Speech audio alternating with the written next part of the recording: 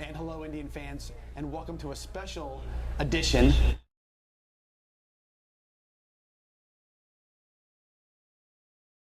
which is a opportunity for the nonprofits in our county to go ahead and get donations or raise money that can be matched by the Sarasota County administration to give us an opportunity to raise extra money for our teams and charities around the county. With that, we are here tonight doing a 3-hour podcast to kind of help push along some of those donations and some of those things we can get.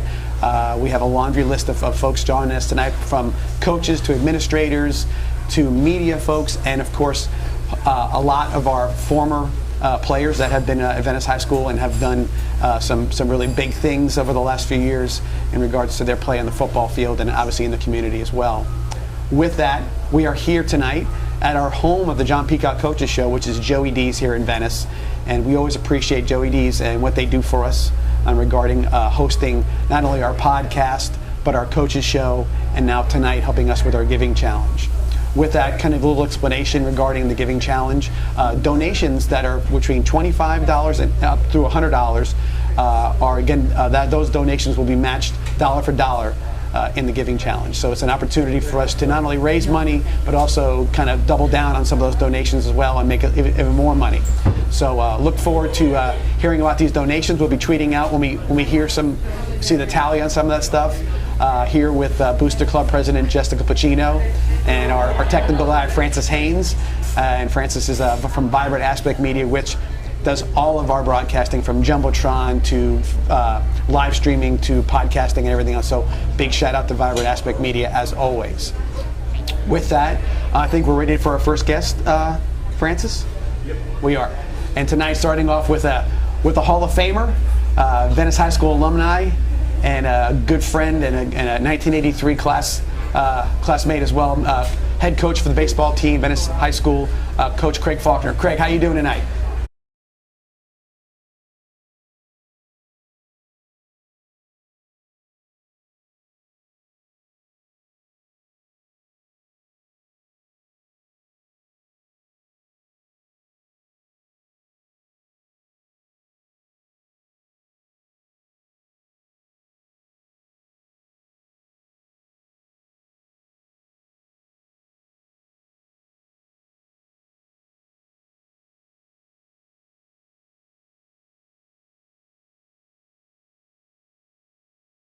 So we're there we go. I think we've got the audio worked out at this point. We weren't getting any audio from him. Oh, okay. Like we weren't getting anything. All right. Okay.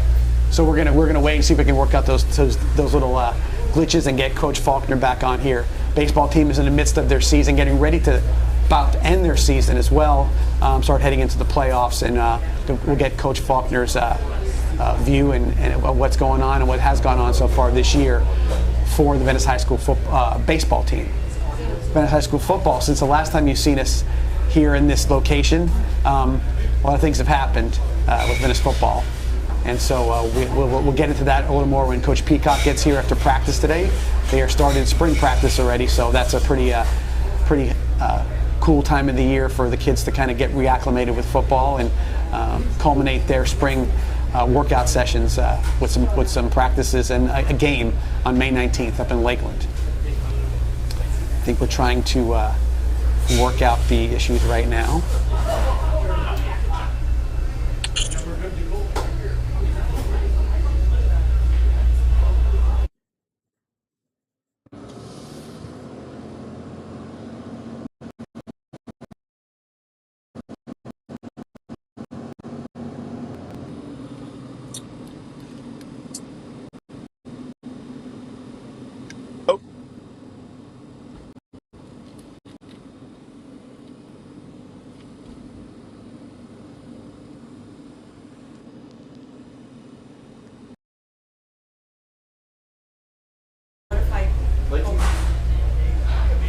Driving around. I don't know if it's his service on his end. Do you want to just try to call him and maybe do FaceTime?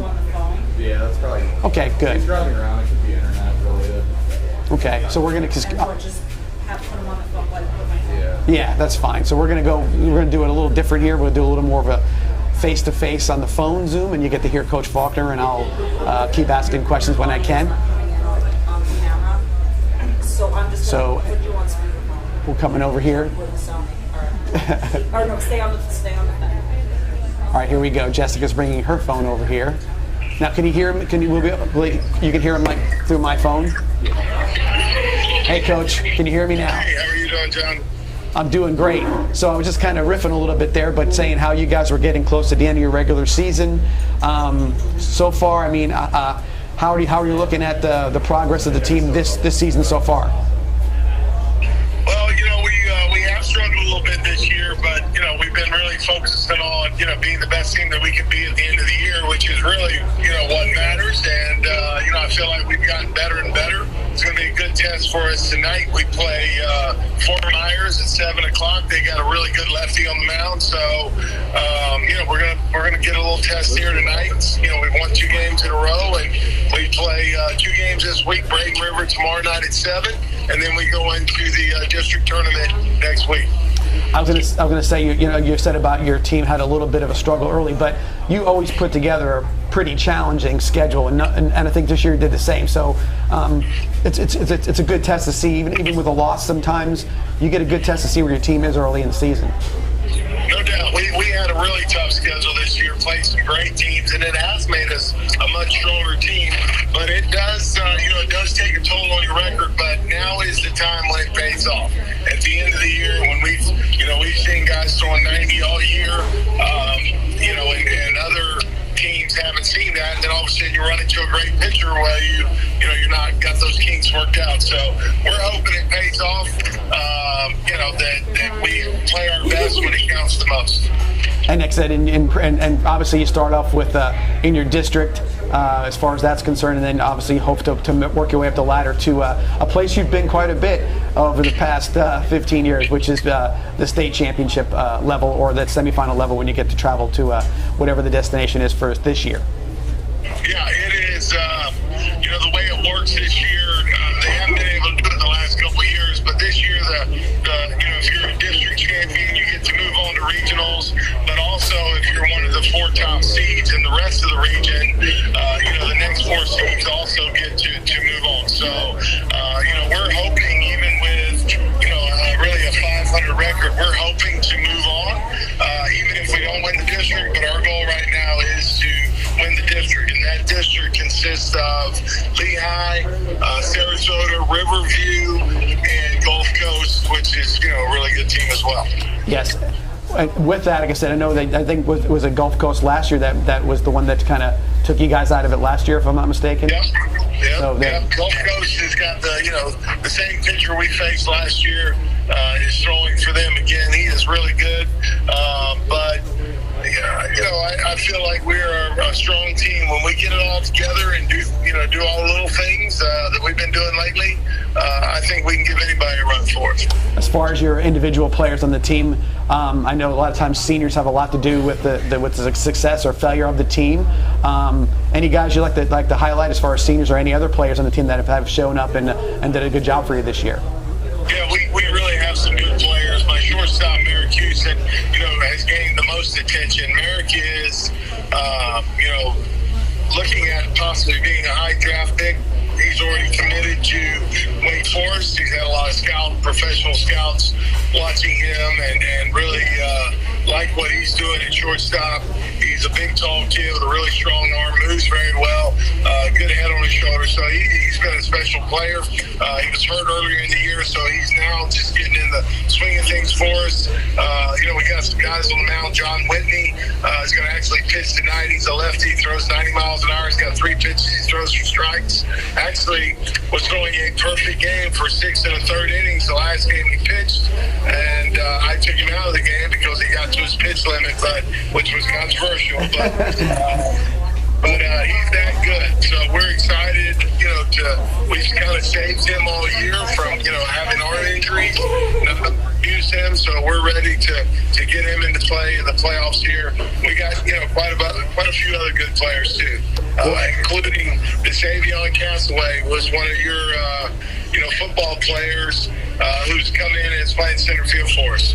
I've heard some. It's gotten back to me, Craig, for sure. You know, they've talked about how DeSavion has become quite the guy in the baseball diamond for you this year. Yeah, he brings an interesting dynamic to our team. We haven't had guys doing flips in the outfield and things like that. Athletic fella. So it has been interesting, having him on the team. But he's done a good job. He can really run it down in the outfield, and he has a good, strong arm, and just a real interesting. I wish we had him for 4 years because he's a special young man. Yeah, I'm very glad to hear that. We kind of glanced over what you said a little earlier about with the pitch count for Whitney, how you had taken him out of the game. I mean, isn't that kind of what makes you successful as a coach? Staying with the process and making sure you're doing doing the right thing by the kids. Is that a lot of times say it was controversial, but hey, you know what you're doing is the right thing, and you stick to your guns on that stuff. That's got to be a winning formula for you. It is. Listen, if he would have pitched if he would have finished the 2 hitters, then he would not have been able to pitch tonight, and because he would have gone over his pitches. So that was important for our team. It would have been a great individual thing if he would have gotten a perfect game, because not many kids do that. But for our team, that was what was important. And although he was disappointed that he didn't get a perfect game, John understands that the team has got to come first, and we got a bigger plan, and hopefully we can win tonight with him on the mound and then roll right into district. So we do try to stick with our plan, and that is a lot of the best pitchers in the league are hurt come playoff time because frankly they've thrown too many pitches. And we don't do that. And that's exactly the point, because you say yourself, you are building towards a greater goal. Outside of an individual accomplishment, even in a small team accomplishment, there's a bigger goal ahead, and you want those guys ready to go. And that's a big thing. I mean, I know that you said fans and sometimes even the parents, whatever, they think, oh, it's an opportunity, but you're sticking to your guns is why you are as successful as you've been the last 25 years or so. Well, thank you, John. We had a really nice night the other night. We did Veterans Night on Saturday. We had a lot of veterans, over 100 veterans out on the field. It was very honoring and a very special night, so it was really good for the Venice community and those veterans that came. So, we do a lot of fun things, a lot of good things, and Can you send me the link? Now we got to turn around and start winning some ball games too. And the Veterans Day, I know, or now you do every year. It's a tradition now with Venice High School baseball. So that's a really nice thing you do every year. Yeah, it is. We haven't gotten to do it in the last couple weeks because of COVID. But so this is the first year we jumped back in. And I'm sure some people stayed away because of that, because a lot of the veterans are the older people in our community. And obviously, they should be very careful. But it was a great turnout and really honoring night. So it was pretty special. Awesome. Well, I know you're busy. I know you got a game tonight, so and you're in your vehicle, so we'll let you go. Thanks for helping us out tonight, Craig. Good luck tonight, and good luck for the rest of the season. We'll be rooting you guys on for another potential state championship. Thanks for calling in. All right, you're welcome, John. Great state championship. Made Venice proud for us last year, you guys, and sure would like to see you guys do it back to back. I think there's only one team in Venice who Venice High School has done back-to-back state champions. So hopefully you guys are the next one. Well, I know that's the goal. That's for sure. So again, thanks, Coach. Appreciate you coming on board with us. Thanks. John, All right, see you. Bye. And that was head baseball coach Craig Faulkner. Again, I've known Craig for a long, long time, and great baseball coach, better guy. So really good guy, and thankful for coming out. And to my left, Coach Sean Peacock has just arrived from practice. Just got off the field, yeah. Yeah, so obviously kind of got into it a little bit before you got here, but spring practice started yesterday. And obviously it's that, was it 15 practices you guys get, or somebody? Or we get 20 days. So 20 days. We're going to be able to get 19 in because we had to play on Thursday, the 19th, at Lakeland, 7 o'clock, because we have graduation on the 20th. Gotcha. So the 19th in Lakeland is the kickoff, or the spring game. And kickoff is at like 7 o'clock, I believe, or is it a little early? Yeah, 7 o'clock. We'll talk a little more of that as we go through the thread of all our guests tonight. Coach was saying this is our normal home for the coaches show, and the last time we were here, we weren't state champions, and now we are. And so obviously conversation has been, how has it been since the day we won on that nice Saturday afternoon down in Fort Lauderdale? What's it been like with the off-season training and everything else? Has things been going according to plan? Well, it seems very, very fast. Seems like we were just here. It seems like we just collected equipment and now handing it back out. So we have a lot of work to do. We've lost a lot of players on offense. We returned one starter on offense, and defensively, we're going to be pretty strong. We return a lot of guys on defense. So we feel really good about that side of the ball, but we got a lot of work to do on the offensive side to get ready. Catch me at the base. Have we talked about the giving challenge? We have talked a little bit about it. If you want to talk more, though, I just sort of got into it a little bit in between sort of getting Coach Faulkner on the air. Well, obviously tonight all the way up till noon tomorrow is a chance to donate, and the Community Foundation is going to match everything up to $100. So it's a really good opportunity for us to raise some money. Yeah, and like I said, that I didn't get into the detail about that, but it's up to $100. They will match dollar for dollar any donation up to $100. And again, it's an opportunity to sort of like you're doubling up on your donation if you're able to do that, which is really a great opportunity because, we have a lot of unique ways of raising money in regards to trying to help the program out.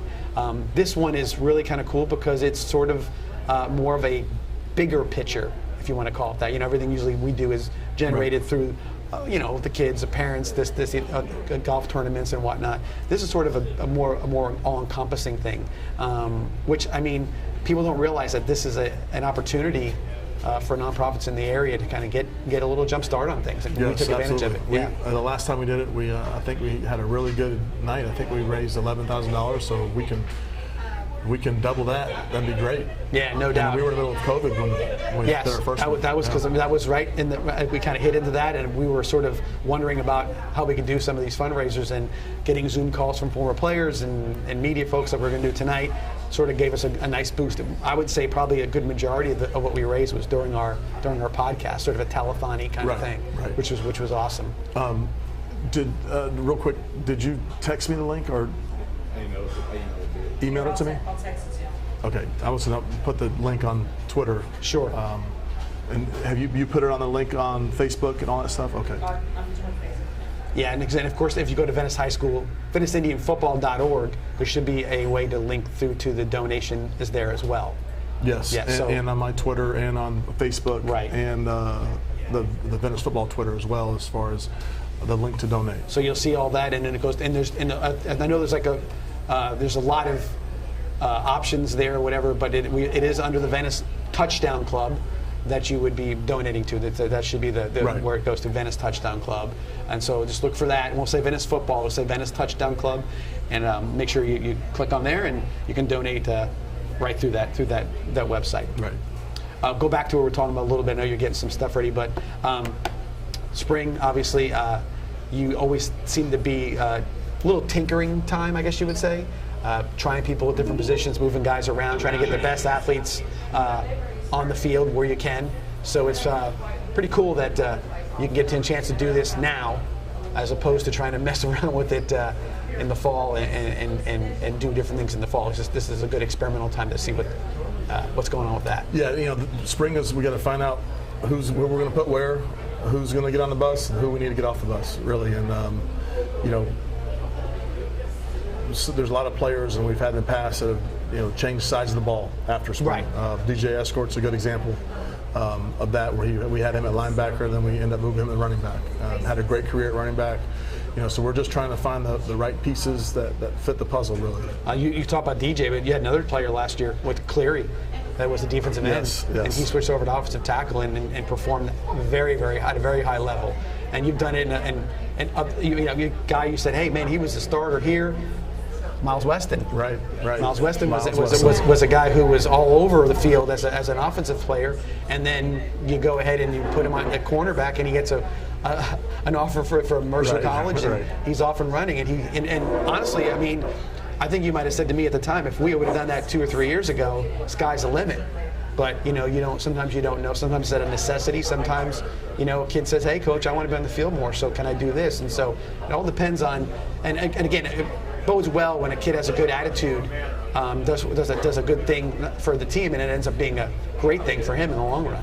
Yeah, I mean that's the thing. We got to do what's best for our team, and sometimes that is also best for the individual. And those are some cases that held exactly true. For as far as Miles and Cleary, those guys signing scholarships were not sure if they would have if they stayed on the side of the ball they were on. Right. Well, I can tell you that one of the first guys to ever switch positions, when probably early on in maybe your first year, was a quarterback, Callahan. Yeah, And he was a quarterback, and he went and played safety because we had a quarterback by the name of Trey Burton move in there. He changed sides of the ball too. So this is something that goes back to a long time. And again, this is the time that you can sort of tinker. And I know that summertime, again, you're limited to practices in the summertime as well. 2 days have been shortened down over the years for health, safety reasons, I guess you would say. So you've got to kind of have a plan in place. Maybe all the pieces aren't in place when you finish playing Lakeland on the 19th. But you'll have an understanding of where you're headed for the summer, which is fantastic. And we have there are some freshmen that we've heard some good things about that could possibly be in the mix too as well. And that's another sign that you can look. And then some of the kids that didn't move up last year, obviously, you said they've been in the weight room. You're getting a look at them now as athletes. Right. I always say, gosh, you see a kid and he's so-and-so height, so-and-so weight at the end of the year, and then all of a sudden 5 months later he's 3 inches taller and 40 pounds heavier, and he's like, he's going to compete for a position that you weren't expecting. Any of those situations happen? We had a great off season, and it's kind of hard to tell. We've only been out there 2 days, and we're not able to hit yet. So that's one of the big things is we want to be a physical football team. So it's hard to really judge that, to see how physical we'll be until we put the pads on and see who's willing to block Damon Wilson and who's not willing to block Damon Wilson. Those are some answers or questions that we have, and that comes along with toughness. Right. Going back to the offseason a little bit too, a lot of going back to the excitement of some of the things that happened. We did have a parade just recently, which is always a nice thing to have when you win a state championship, kind of get the community involved, and we had a great turnout for that. All the kids seem to enjoy the heck out of it as well, because it's after you win a state championship, it happens in Fort Lauderdale this year, and you ride that bus home, and there's your car and your folks, and you get a chance now for the community to recognize you. So we had to enjoy that one. It was a beautiful day that day too, so it worked out really well. Yeah, we have one more thing left for the 2021 team, and that's the ring ceremony and award ceremony. That's going to be May 22nd at 2 p.m. at the Venice Performing Arts Center. And that's open to the public, so we encourage everybody and welcome everybody to come out and show their support for the kids and appreciation for what they accomplished, and that'll be kind of the last hurrah. Yeah, and also we talked about some, obviously offense lost a bunch of guys. They're all going off to play somewhere else. A lot of them are. But we said defensive guys are coming back, and a lot of excitement abound in this past recruiting season with Damon Wilson being recruited by some big-time teams, as well as Elliott Washington as well. Two linchpins that are going to be on your defense next year. Yeah, we got obviously Damon and Elliott are two of the best players at their position in the country, and they've received a lot of attention, and well deserved. Both those kids work hard and perfect their craft, and they're great kids, and we got a couple other kids that have also received Division I scholarships, and Trenton Kentai, and our tight end Finn Jones. So we have some players coming up too as well that are going to get some attention. Finn Jones has been getting a lot of attention. It doesn't have a lot of film, and people are waiting to see what he does when practice starts. But he's a kid that's 6'6", 6'7", 240-pound tight end, and extremely athletic. So, well, we had a guy with not a lot of film and was coming into a big position last year when Ryan Brown ended up being the 8A Player of the Year. Right. So there's opportunity abound, and one thing I will say to you, with all the accolades and the parades and everything else, probably the hottest topic that I've had the most conversations about is the schedule for next year. And I've tried to make I've given my opening your brain and thinking how you're thinking, but you can tell us, looking at that schedule, it is a national leveled schedule without a shadow of a doubt. Yeah, also we have another kid that I'm sorry. That Brooks Bentley, who has also received offers, who's going to be playing quarterback. So we do have some people that are going to step in nicely and kind of hopefully keep the machine rolling, sort of say. As far as the schedule goes, I always say that we try to play the toughest schedule we possibly can. And along those lines, we also run into the situation where people don't want to play us. So right. When you call coaches and say, hey, would you like to play? And no, coach, we're not ready to play you. And I'm like, well, we've lost everybody, on offense. We return one guy on offense, and they're still like, oh no, you guys reload every year. So I'm hoping that holds true. Everyone seems to think that's going to happen, so I hope that holds true. And like I always say, I'd rather be the bottom of the top than the top of the bottom. Sure. You know what I mean? So it's a possibility we go through the season and we could be 2-8, and with the schedule we play and the people that we're playing, we could still have the highest RPI in our class. Absolutely. And host everything. The big thing is just for the players to understand that the type of schedule we play, you have the bottom, the worst case scenario is you're 2-8 and you're in the playoffs, and the best case scenario is you're 10-0 and you're in talks to win a national championship. Right.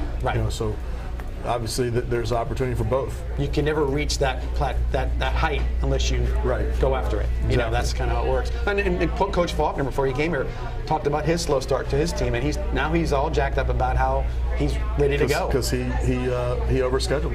He played some tough teams, and but the main goal at the end, when it's all said and done, is you want to win your last one, and you want to win your last one in December. And that because now that and now that we obviously, when we say we're replacing everybody, but those kids that are coming to replace were on that team last year.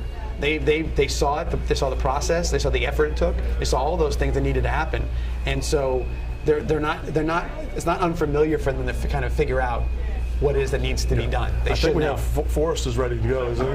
Is he on there? No, but Forrest is ready. Did you get? I got some in the link. He never joined. See if you can. You'll see him join on that screen. Oh. He never joined.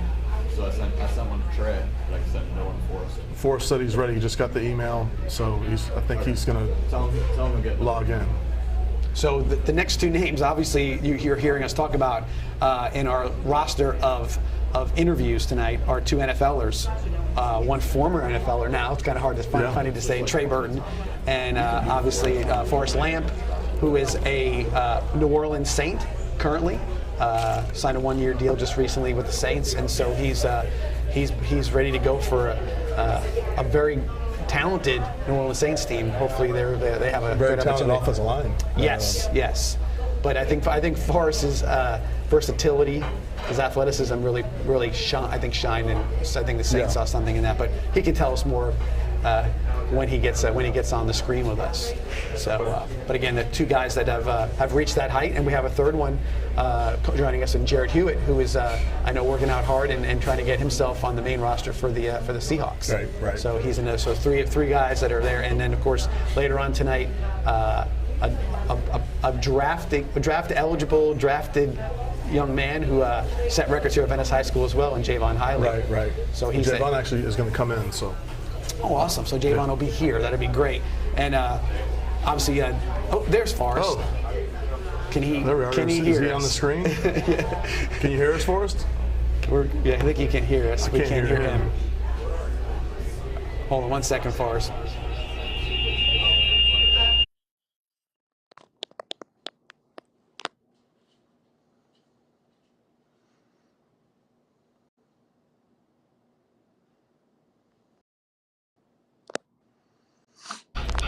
Forrest, talk. Can you guys hear me?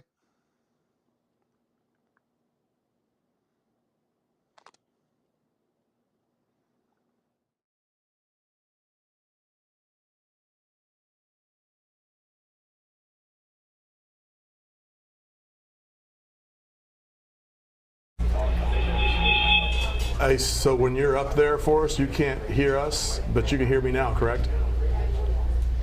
Yeah. Now you can't hear. Yeah. You All got right. it. Yep. So tell them to ask them a question, have them talk about whatever, and I'll switch it over. all right, so we're going to ask you questions, and then you're going to kind of talk after, but give us a little leeway here. Like a news reporter. So our first question to you is just kind of tell us where you're at, what the future holds, and what you foresee happening this year. So I'm in New Orleans right now. I just got here for OTAs, so just arrived in New Orleans on Thursday. Had good days last 2 days. Yeah, obviously making the team this year is a goal of mine, and finishing the season here. And obviously before my career ends, I'd love to win a Super Bowl. So that's the goal. That's the dream. All right, Forrest, how's your health? How's everything going in regards to your you had a few injuries. Are you at 100% right now?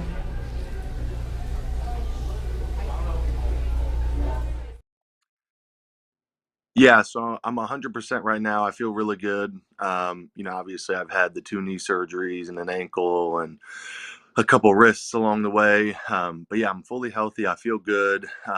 It's been a long time since I felt this good. So, obviously just hoping to continue that, health throughout the year and throughout camp and whatnot, because that usually seems to when I usually end up getting injured and whatnot. So, obviously just carrying that through camp and the rest of the season would be really great. So that's what I'm hoping for. Quick question. So you're in New Orleans right now. Is there a chance for a lot of movement to be made? I mean, after camp or being traded or being picked up by another team? I mean, kind of walk us through what are the possibilities of all that, and then if you feel confident you'll stay there, or is there a chance that another team could pick you up during camp, or how does all that work? Yeah, so that's the crazy thing about, sports is, we sign these contracts and you have guaranteed money and you have this and that, but at the end of the day, none of that really matters because, trades happen, guys get cut, things of that nature during camp. So you just never truly know, especially for a guy like, me in my position, I've signed a 1-year deal here. And, during camp, if something were to come up where another team had, a couple of guys get injured and they reached out to the Saints, and next thing you know, we're 1 week into camp, or the week after the first preseason game, and if I played well and another team wanted to trade for me, I could be gone in a heartbeat. So you just truly never know. Obviously, I love New Orleans. I like it here so far, and I finished up the year here last year and had a great experience. So I love it. I want to be here. But you truly never know. So we'll see what happens. But obviously the goal is to be here and finish the season here. We got a house here, my wife and I, and just trying to stay here and be here for the season. So that brings up my next question. So you recently were married. Last couple months, was it, I think maybe 2 or 3 months ago. Tell us how married life is and how that has changed your life. Married life's been good. It's been the same as before. Natasha and I were together for going on 6 years before we got married, and not much has changed. I got my ring now, but everything's good. Married life is great, and would definitely recommend to anybody. I got one. So far, the coaching change with the Saints. You were there for a while last year. Coach Payton's gone. Has the staff stayed pretty consistent, or is there a lot of changes? I know there was a hire from within to be the head coach. So how's the coaching change affected everybody? Yeah, so last year, nobody really knew that Coach Payton was going to retire.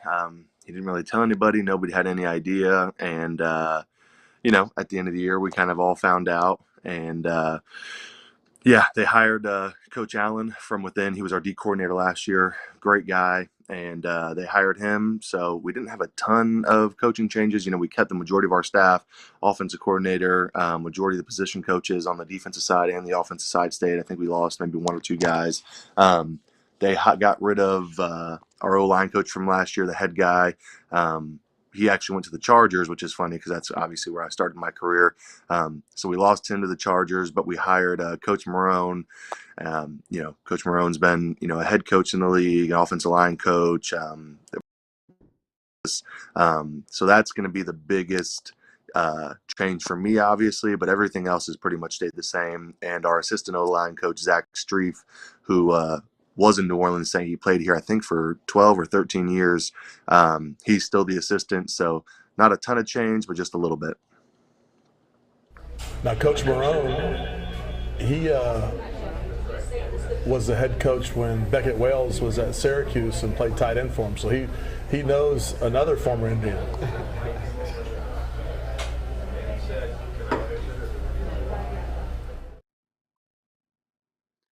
Yeah, so I haven't gotten to meet Coach Marone yet. Like I said, yesterday was my first day, and we're still in phase 1, so we're not meeting with the coaches or doing any on-the-field stuff. We're just working out right now.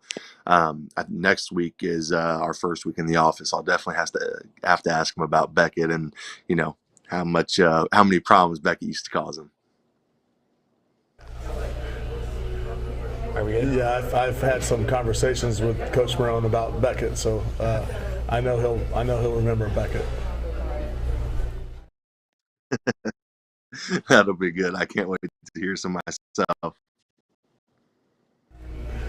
Good. Yeah. Okay. Well, Forrest, we appreciate you coming out tonight, or at least calling in tonight and helping us out with the Giving Challenge. Last time we did it, you were there as well, and really helped us out quite a bit. So hopefully we have the same luck we had last time. The link is on my Twitter, so you need to click on it and at least give $100, so it'll double to make $200. I knew you were going to hit me with that right before I got off. I always help you guys out. But yeah, make sure everybody goes and donates. Helps Coach Peacock and the Venice High School football team out. All your donations are greatly appreciated, and they always go to a good use, I promise. Thanks, man. I got one more thing. Forrest was just recently inducted into the Venice Hall of Fame. Yes. Well, has it been officially inducted, or is they still waiting for that? Well, they haven't had the ceremony, but he's been inducted. It's got to be a great honor for him to be in there. Sure. Yeah. It is a great honor. I could have never dreamed that in my wildest dream. I've had a lot of accomplishments in my life, and that one for me, being inducted into the Hall of Fame in my hometown, that meant a lot to me. We just got to get Coach Peacock in there. Coach Peacock deserves to be in there, and that's the next thing I'm fighting for. But now you're on the committee of some sort, so you can have a little influence on that. Exactly. That's what I'm trying to do. Me and Trey will get right on it. No doubt. Well, thanks again, Forrest. Appreciate all your help, and have a good season. Appreciate it. Thank you guys so much. Have a good one. It's good to see you guys again. And that was Forrest Lamp, former Venice High School alumni, Western Kentucky Hilltopper, and NFL alum. He's an NFL guy. So, you don't like to talk about injuries, but it's a thing that he's had to kind of contend with, and I kind of heard and knew that he was at 100%, and I think it's great that he gets a chance to really show himself out as a 100% athlete and show what he really can do this year. Right. He 2 years ago he played every snap, the entire season, all 16 games, Yeah. and then last year he went into camp and got an injury, so. And he was on Buffalo at that point in time, right. too. And so, and that kind of nicked him up, and he never really kind of got past it and to get to show what he could do in Buffalo. And then managed to go in the Saints end of the year. And that's kind of a nice thing. At least he had a little continuity with that. He didn't have to go to another city, another place. Although Coach Payton left with the Saints, I kind of knew they had kind of retained most of the staff, but you never know how there could be little switches here and there. So hopefully he gets to make the most of that opportunity. Yeah, I think Forrest has more left in the tank. I think he has a couple years left. I mean, although NFL is obviously a very tough job to keep, especially if you have injuries, and he's had a few injuries, but it's a very tolling on your body, especially for offensive linemen. And Forrest was a unique kind of how he grew as an athlete, Yeah. physically grew. He wasn't the biggest guy. He was tall, kind of basketball player shape, which we have a lot of those guys look that way when they're in their sophomore year or whatnot. But Forrest filled out. Forrest always had a high motor, had a good the right football temperament, and so he did a really good job of getting himself, and he just got bigger and bigger and stronger. And as he went through college, and off he was, second-round draft pick. So he made the most of himself. My Peter Burn Jelly story. He entered the season as a junior at 217 pounds, and by the time he left to go off to school, he was 265 pounds. Peanut butter jelly and chocolate milk, right? That's the way to go. I think he started every game at left tackle for Western Kentucky for 4 straight years. Yeah, no doubt. He was a stud at Western Kentucky, without a doubt. Okay, Trey. So how this works is like when we talk, it's going to take a couple seconds. So you got to kind of hang tight for a second, and then you can talk. How will he know when we can hear him? Does he know? He can see. He can see on his end. Yeah. He can see. You guys can see him. He can see when I switch to him back Right. and forth. So you'll be able to see when he switches to you when you can speak. So, all right. So Very much. So it's Trey Burton, by the way, who Coach Peacock is talking to right now, and the friendly confines of home right now, and enjoying the beautiful spring Florida weather. So when Trey talks, they can see him. Okay. So first question, I just want to know what it's like to be Trey Burton. Like I want to know what you did this morning. I want to know what time you woke up and what your day consists of. I just want to know what it's like to be Trey Burton.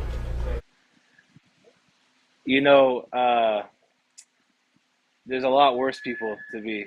I can tell you that. No, I'm joking with you. It's fun, man. I mean, I'm really enjoying being around my kids. We're in the full swing of sports right now, so just been enjoying that and all over the place. If you really want to know what I did today, I worked out this morning, had a couple business calls throughout the day, did the dishes, went to dance with my youngest, picked up the kids from school, and now I'm getting ready to throw some steak on the grill whenever I'm done with you guys. Okay, so that answers my next question. I don't have to ask. I do want to be Trey Burton. Yes. That would be my dream to be Trey Burton. Well, that's all. He's living a life. I That's can good. do dishes. I do the hell out of dishes, and Yeah, I know you are a cleaner. That's for sure. I mean that's the good life. You would go to the next door neighbor's house and do the dishes if you could. I wouldn't. It wouldn't bother me. No doubt. So Trey, obviously, you and I, you're retired. You're kind of living the life a little bit, but I want to ask. I haven't seen your golf game in about 6 weeks. Kind of, our schedule has gotten off a little bit, but has the improvement happened, and have you figured out a way to? Have you seen Jessica Pacino shoot in the 80s yet? Because that seems to be the thing we're not sure of at this point. Yeah, I haven't seen the Phantom under 90 from Pacino. I get a text, it's almost like clockwork every Sunday morning. Oh, I shot a 89, or oh, I shot a 86, and who really knows if it's happened? Because I haven't seen it happen personally. But I 100% miss you out there. We had a good string of some pretty good courses down in the Bradenton area that we played. I guess over the last 3 months, and so hopefully we can get you back out there again pretty soon. Every Wednesday I'll be out there tomorrow morning, Jessica and I playing in Bradenton. So it's been fun. I'm not very good, as you know, Mussone, and I just got to get some lessons. But I kind of want to go a year of playing golf first before I get lessons. So I got a couple more months, and then I'll be kind of get it dialed in. So you say you're involved in sports with your kids, what's Jackson doing? Yeah, so Jackson's all over the place. He's actually playing ice hockey right now through the Lightning, like a little developmental league. So he's doing really well with that. He loves it. They do like 8-week series on like learning how to skate, and then an 8-week series on learning how to play. And then once you learn how to play, you can actually play in the league. So he's probably like 5 or 6 weeks into the learn how to play right now. He's in full gear, just doing drills on the ice and stuff in the morning. So he does that. He does soccer. All three of my kids do soccer, and then the girls do gymnastics and dance as well. That's awesome. Justice is doing gymnastics, and we just had a big state, I guess, gymnastics she did very well, tournament. And you get the great thing about gymnastics is the same song plays over and over for the floor routine. So you get to hear the same song about 750 times during a gymnastics event, which is great. And she plays first in the uneven bars or the bars. Yeah, the bars. Yeah. And she's a state champion, but she only went against 6 girls, and so everybody. I don't know.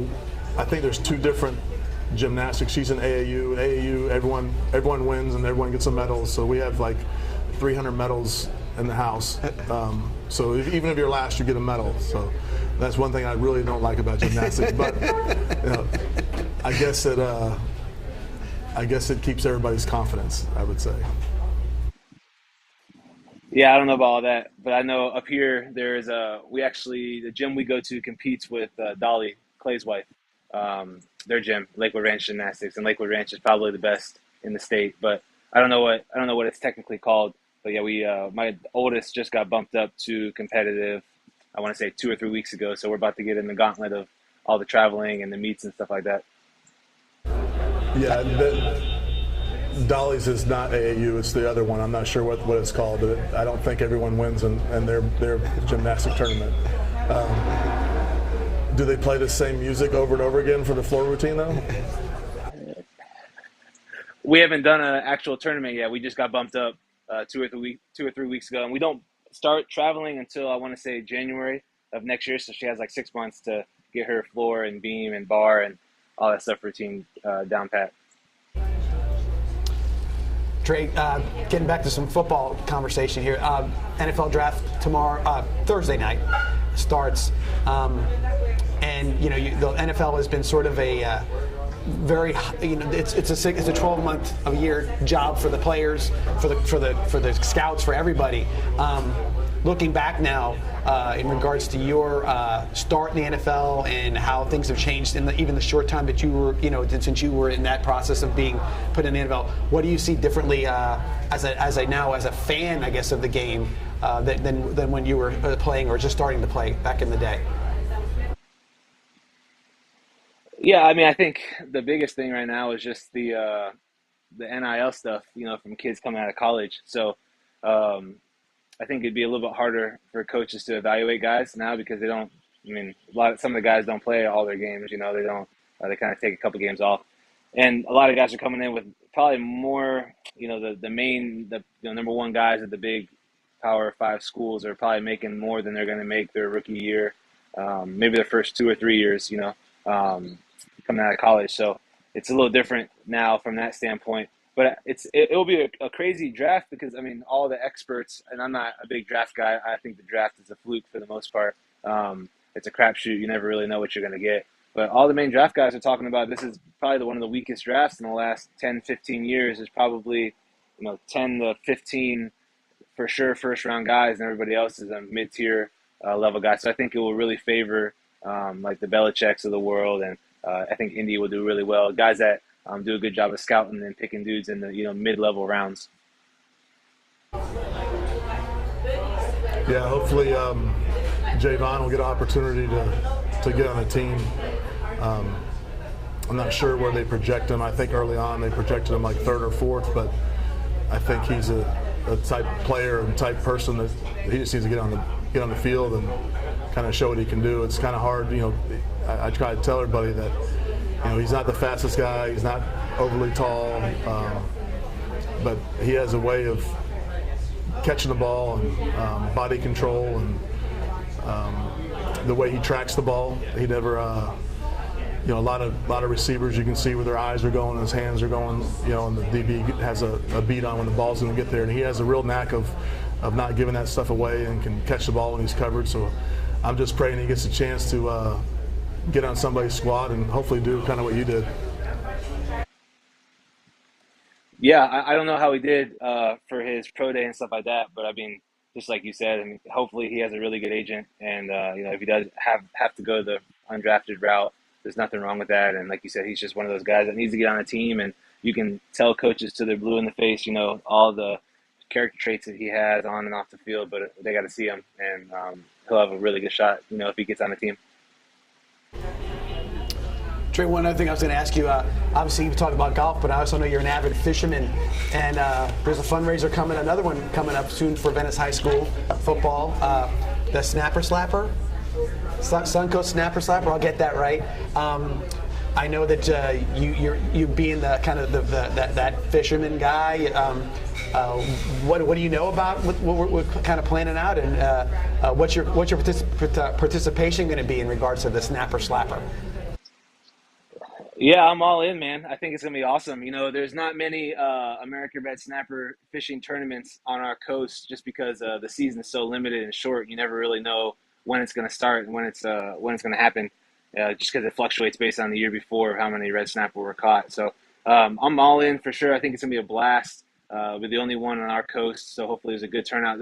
There's a couple, tournaments that have been going on for a long time during that time period, and so it's kind of going to be like, what tournament has the best weather is who's going to have the most anglers fishing in it, and it'll be a blast. 4-day deal. You can spend the night, which is what we'll probably do for 3 of those nights, or you can come back every day, however you want to make it work. But there'll be good Calcuttas, for mahi, tuna, grouper, that type of stuff, and at the end of the day, it's for a really good cause, and it'll be a lot of fun. All right, awesome. Thanks for joining us, and I'm sure Clay is going to be in that tournament as well, and he's going to have to get somebody on the boat to bait his hook and stuff for him and take the fish off when he catches them. I got one question too. Are you reverse searing the steaks tonight? Yeah, the temperatures are getting up there right now. I guess I just smoked a brisket the other day for Easter, and I must not have cleaned it out well enough, so we're getting a little bit of smoke, but that'll go away here pretty soon, and for sure, big reverse sear guy. All right, Trey, we appreciate you coming on, buddy. Thanks, man. See you soon.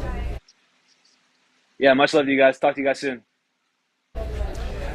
And who do we have next? Jared? I think that's who's next on the schedule. So again, that was Trey Burton, fully retired, enjoying retirement life. John Peacock wants to be Trey Burton, I understand now, so we got that.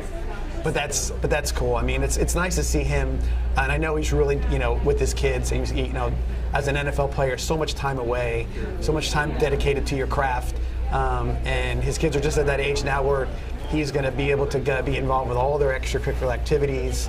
Obviously, staying away from coaching, just letting them go do their thing, let somebody else coach them. But I'm sure it's got to be a really cool experience for him to go there and spend time with his children, and I know that they must love that, him being there as well. Yeah, for sure. He, Trey was undrafted and made his way, and that was another guy we just kind of felt like if he just gets on the team, he'll find a way to keep on. And there's like you're talking about Javon's skill set, but there's also the competitiveness of it. I mean, like you said, he kind of brought in a subject I wasn't even really sure where he was going at first, but it's like the NIL has sort of maybe made guys a little not as competitive, let's say. Yeah, someone said the other night the Georgia quarterback, he's making more money right now than he'll ever make. Yeah. It's true because you now look at it from the perspective, we're hearing like $8 million a year contracts that they're signing to be in college. He's right. They're not going to see that money for years and years and years. So all of a sudden you're looking at a situation where quarterback from Georgia, quarterback from Alabama, quarterback from Ohio State, maybe he's like, you know what am I going to rush to the NFL for? What do I get to prove? I got $16 million in the bank or whatever I got because this is a good life, whatever it may be. And then next thing you know, the guy who's hungry is a guy like Jay, or he's coming up and he's at Coastal Carolina. He's put great numbers up at Coastal. He's done exactly what you expected him to do. But he's not in that position, and you're gonna be on the same team with a guy who's, what does he care? It's no big deal. So that's an interesting take on that. You wouldn't think that would be the case, but you got to figure it's hard. It's human nature. If you're that age, you're 19, 18, 20 years old, and your pockets are full of money, and you're going to go there asking you to go out there and you have to go compete, maybe you don't want to. Maybe you don't have that little edge you need to have to be an NFL guy. Because Trey Burton had that edge, because he wasn't drafted. But you and I and most people who knew him never doubted that he was going to do whatever it took to be on that team. He played special teams in Florida. very well, by the way, and was going to no doubt play great special teams in the NFL, and he did, and that's where he parlayed it into a 7 or 8 year career. Yeah, and he kind of went to Florida at the wrong time with Urban terrible. leaving, and then I think he had four offensive coordinators, and never really got to. It was like walking into a nighttime soap opera when he got there. Yeah. Urban was, belly aching, and he wasn't feeling right, and didn't know what they were going to do. And they came back, and you had Cam had just got jettisoned out of there, and now you had a quarterback that had experience, but wasn't the guy who to run that offense. And there was just so many things going on. And Trey being the competitor he is, I remember after his freshman year, he was like, "Hey, you know what? I'll put me at safety. I'll do whatever it takes." To do whatever I have to do, get on the field, make a contribution, and that's the attitude you want to have. If you're an NFL guy and you got 55-man rosters, and you got to have guys who are willing to do a lot of different things. You've been to college games and pro games like I have, and you sit there and you look at a college sideline. There's kids as far as the eye can see, or players. Right. You would say, go to the NFL game, and when the offense is coming on and the special teams is going in, there's like 9 guys up on the sidelines. Yeah, 53-man roster. Yeah, it's like, holy crap, where'd everybody go? So it's like and these guys, you only have 7 offensive linemen. Go back to Forrest Lamp. Forrest played guard. Forrest played tackle. I heard a little birdie told me he might be looking at some time learning how to play center. So you want a guy who can say, okay, well, hey, the guard's a little nicked up. You're playing guard right now. Maybe you slide down to center. Maybe you slide up to tackle. Right. You've got to be that guy willing to know and do all those different things. You just can't be a guy he's a one trick pony with a no good attitude going into it. So no, for sure. Yeah, so big difference. A lot of things going on. Again, we obviously have somebody who hopefully will get drafted this coming weekend, which would be kind of cool. Yeah, that would be great. He definitely deserves it. Yeah, definitely. All right, we're going to give a quick little shout out here. Got Booster Club President Jess Placino, and I want to give thanks to some people who have given money already. Oh, awesome. Okay, $100 from HB Stivers. Thank you, HB, classmate of mine up in Tallahassee.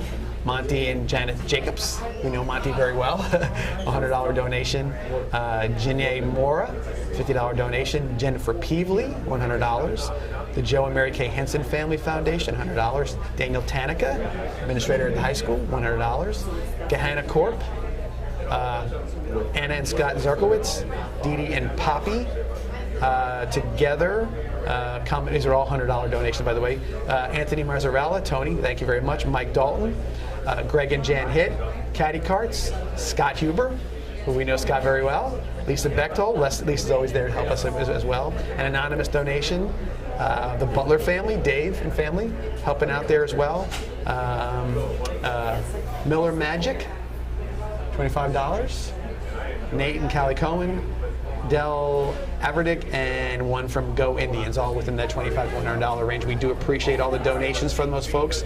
Give you a quick shout out, and again, everything is appreciated, and all those donations will be matched by the foundation. So it's a good deal for us, and we do appreciate everybody giving their bit. And again, the first one I read was an out-of-towner, a guy who doesn't come to the games because he's in Tallahassee, but he's a Venice alumni, been involved, gets the gondolier shipped to his house in Tallahassee. He'll call me and say, what's going on with this? He reads some gondolier stuff. But again, his opportunity is not going to be necessarily to come down and do stuff, but an opportunity to do something like this is where we get the alumni to really contribute, which is cool. Awesome. Yeah. Are we still booting up, or are we? You haven't called in? I'm gonna try calling her. You'll know. Okay, so we're just when it comes on. So we're just waiting for our next guest scheduled was to be Jared Hewitt. So hopefully Jared will be on here pretty soon. And yeah, talk about a guy with a high motor and a workout guy, and a guy who really, even in college when he was at Virginia Tech, he was known for his workout ability and his effort that he gave. The Hokies have a lunch pail, I guess you would call it, or tilt, whatever, and he's the guy. He would always win it. Yeah, he was always, as far as the strength and conditioning guy, always at Virginia Tech, and now he's with the Seattle Seahawks. He was on the practice squad last year, but practice squad nowadays is making $180,000, and they signed him on again for this year. So, hopefully some good things will happen, and he'll. There are guys now, like I said, making a really good living on the practice squad. I'll give you an example that when I kind of caught my eye last year. The Kansas City Chiefs had a running back. His last name was Gore. And I think he was on the practice squad, never played, came up to the team for like 2-3 years. Got his opportunity in mid-season and was like Yeah, he like was nothing. really good. He was a really good player. Because that guy has been playing in that system for 3 years. You're developing guys that are, I mean, this close to being, ready to go. And when they come out, they're not a guy off the street. They're a guy who's been practicing in your system all that way, and that's probably a pretty smart thing to do if you can keep a guy in there. I know you can. I think you can reach out and get a guy up a practice squad with maybe some compensation back. But if you keep a guy and he can, like, so Jared has a year in the system. I mean, he's going to have a big advantage over some guys coming in as free agents and everything else this year, where he's been on that practice squad. Correct.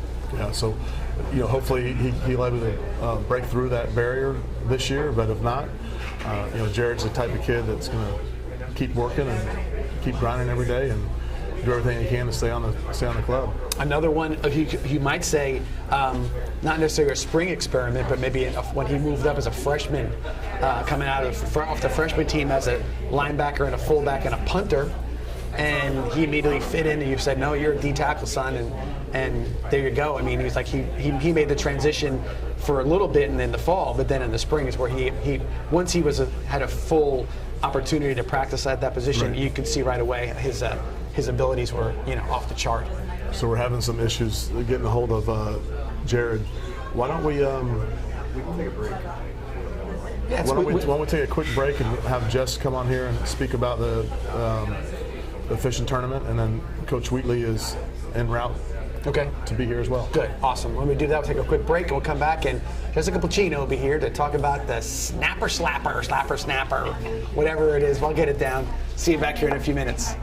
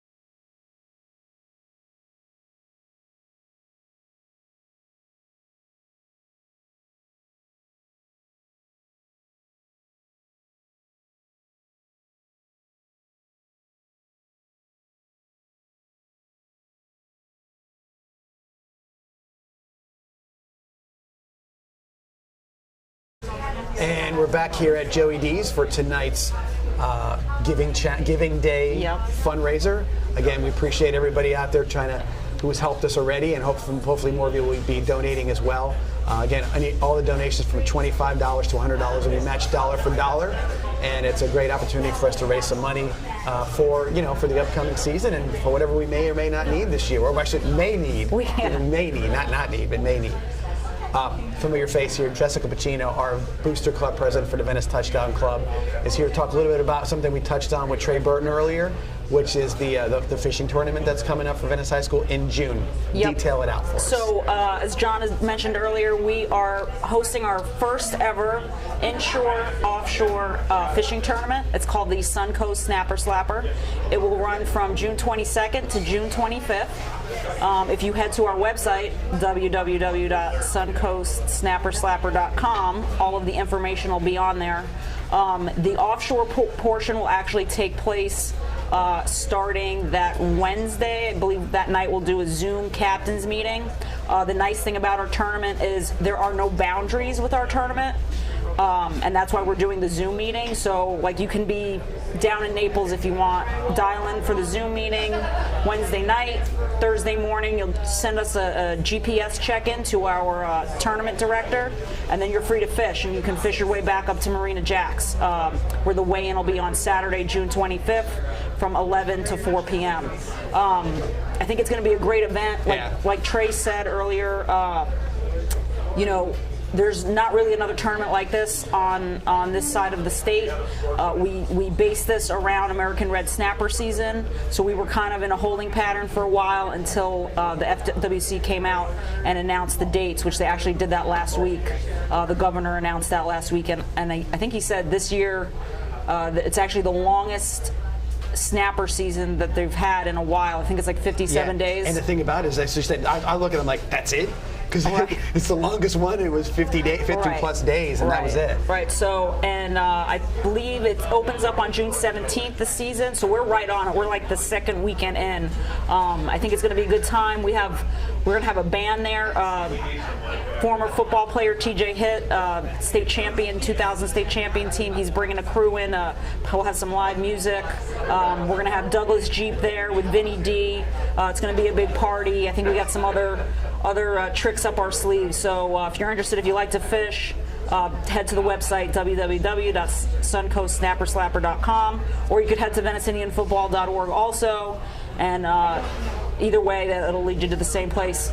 So we're doing that, and then we're in the middle of doing our field sign renewals. The other things that we do, normal stuff, right? Yeah. I know golf tournament. You're setting dates for that in October. Correct. So it's sort of. This is. I would say it's kind of interesting that we're doing spring football. Coach is at his first practice yesterday, and we're going towards spring. It's kind of like our spring football too, with fundraising, because this is where the push starts. Honestly, like Coach said, one more thing in regards to 2021 is going to be our ring ceremony we're doing, but it's really, this 2022 season has started officially yesterday. It sure has. We're still fundraising for our rings, so a lot of what's going on right now with the Giving Challenge will go towards that. It was an unexpected expense, but it's a nice unexpected expense. I hope we can have that every year. That's our goal as a program. So we'll muddy through that if we have to. Yeah, definitely. So we're in the thick of it now, and it really hasn't ended. We go all year round with the fundraising. So back to the fishing tournament real quick. I know that whenever we do a fundraiser, you especially have known this over the years, we want to do it first class. Correct. We want to do it right. I mean, the golf tournament has become a first-class event that's been talked about, what people anticipated every year. Big event, always sold out. Really, from the time that the talk started about the tournament, fish tournament, till now, it really is turning into a first-class event. Yeah, I feel that way. I actually had a conversation about this probably 2 years ago. Kind of dabbled in it a little bit, and then coming out of the COVID scenario and then getting my feet wet back with the Booster Club, I didn't want to go full bore into it, but I feel like now is the right time to do it. And we're surrounded by a great fishing tournament committee. Have people on board that have run these, that have experience running these large-scale fishing tournaments. So like John said, we're going to do it first class, and we just hope to see everybody out there. So. And it's great to see now bringing new people into the fray. You know, we work with different golf courses for the golf tournament, different people along the way, and to see how a new set of folks have decided to kind of want to be on board with us with fundraising and not just say, hey, I have an idea, really sinking their teeth into this thing too. It's been awesome. I mean, the feedback and the commitment from everybody. You know, we have parents helping too, so the commitment for the parents has just been tremendous, and you know, that's how we function. You know, community support, local businesses, and the parents. I mean, that's really the heart and soul of the Booster organization and our football team. You know, outside of the coaches and the student athletes. One of the things I've noticed too, I'll go back to our parade. The kids, you know, who you would think, well, what do they know? They're just out there playing football. They recognize how much the community is involved with what happens, and I think they're not just a recognition, but an appreciation for it. Some of the boys that were, you know, after they got done with the parade off, they're thanking folks and appreciating that they're there, and you know, just because they're recognizable. And they get it. So this is, you know, when this happens, it is going to help this football team. But these kids know that they have something special going on. 1,000%. And like, you can even, you know, you can go back over the years, and kids that are on our team now have had that same interaction with past players that were very successful with Venice football. So like, the kids and the parents of the young kids that were at this parade are going to remember when, you know, Damon Wilson goes up and shakes his hand and gives him a little bit of time. You know, that stays with them, and you know, that's what it means to be part of the Venice football community. So we're very tight knit, and we appreciate that. We talk about, like, it's so you know, 6 years apart from this Venice alumni to this Venice alumni, and 4 years apart, 3, whatever it may be, and they're all they're in this community. They know each other.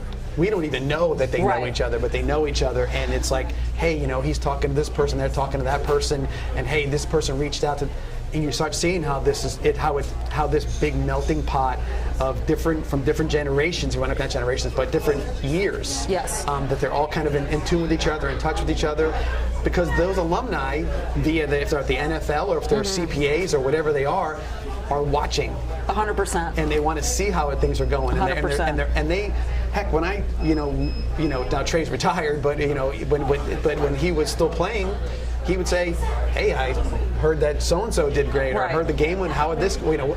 Everybody is really still keeping their eye on what's going on here. And at Venice. I think that's, you know, especially the last 17 years now, you know, that's something that has really been cultivated, you know, under Coach Peacock and the rest of the coaching staff.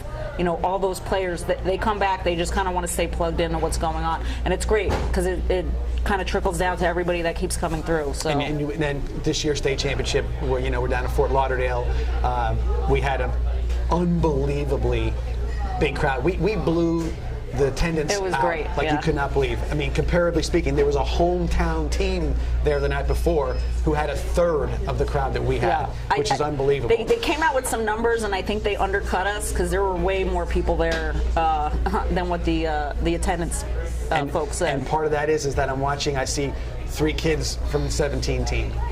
The 2,000 guys couldn't have been any more involved. Right, you know, on the state championship, and then on and on and on and on and on. Yeah. People that your graduation years, and I go back even further. Obviously, we're way further away, but everybody's there, and their enthusiasm for what's going on, their pride in what's going on. You could on that day in particular, you see it.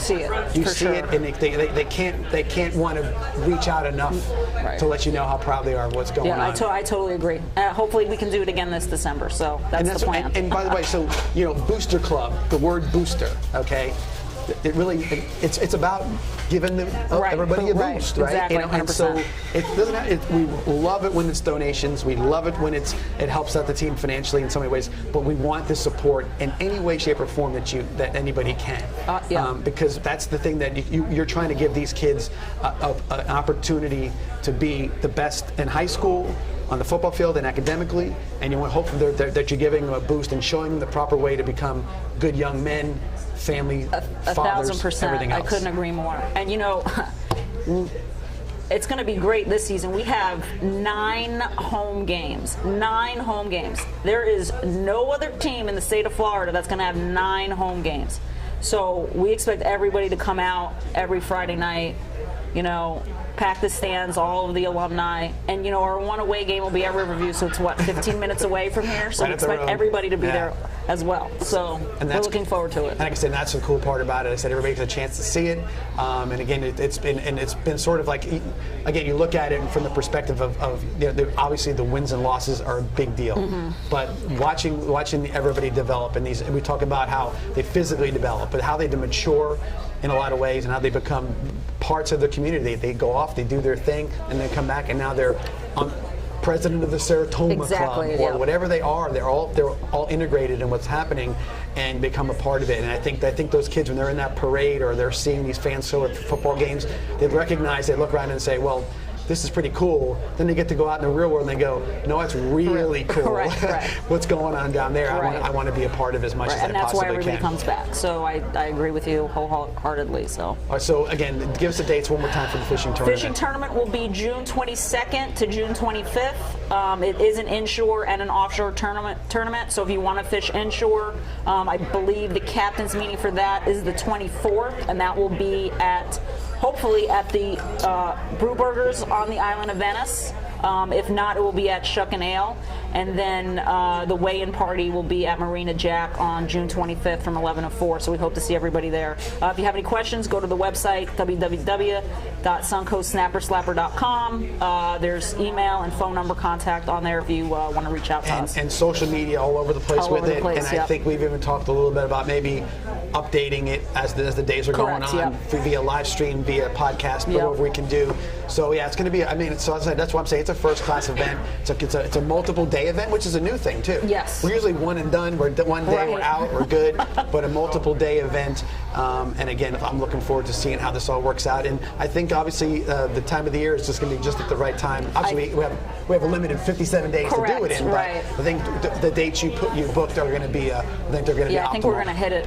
Right on it. We should be good. I'm looking forward to it. So no doubt. And again, Jessica, you're doing an unbelievable job with all this different stuff. I hope how you're appreciated as well. Thanks, I appreciate that. We kind of yell to you behind the camera when you're doing stuff and you're trying to get people on, but she does a lot to help us along the way, not just for the Booster Club, but for what we do in our social media stuff and with our live streaming and all the other things like that. So thanks for helping out with that stuff. It's fun. It keeps me out of trouble. This is kind of the fun stuff. Right. This is kind of. I don't have to do laundry anymore. That's all that matters. Yeah. See, we've all come from the dredges of whatever we came from. Exactly. We rise up. We've been cultivated to do more, right? 100%. Yeah. So because went from stats guy to doing this now and whatever it was. So yeah, it's been fun, and it's always good to see us get the chance to grow with the team and grow with how things are working for sure. Definitely. So you can leave now if you want to.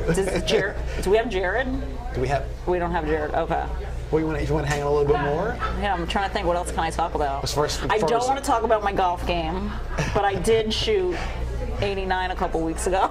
It's true. I'm the only witness that I know, but I'm obviously I think there's a thought that maybe I'm going along with some sort of joke with our buddy before, but no, it's pretty good. My golf game's more serious on Sunday mornings than they are on Wednesday mornings. So.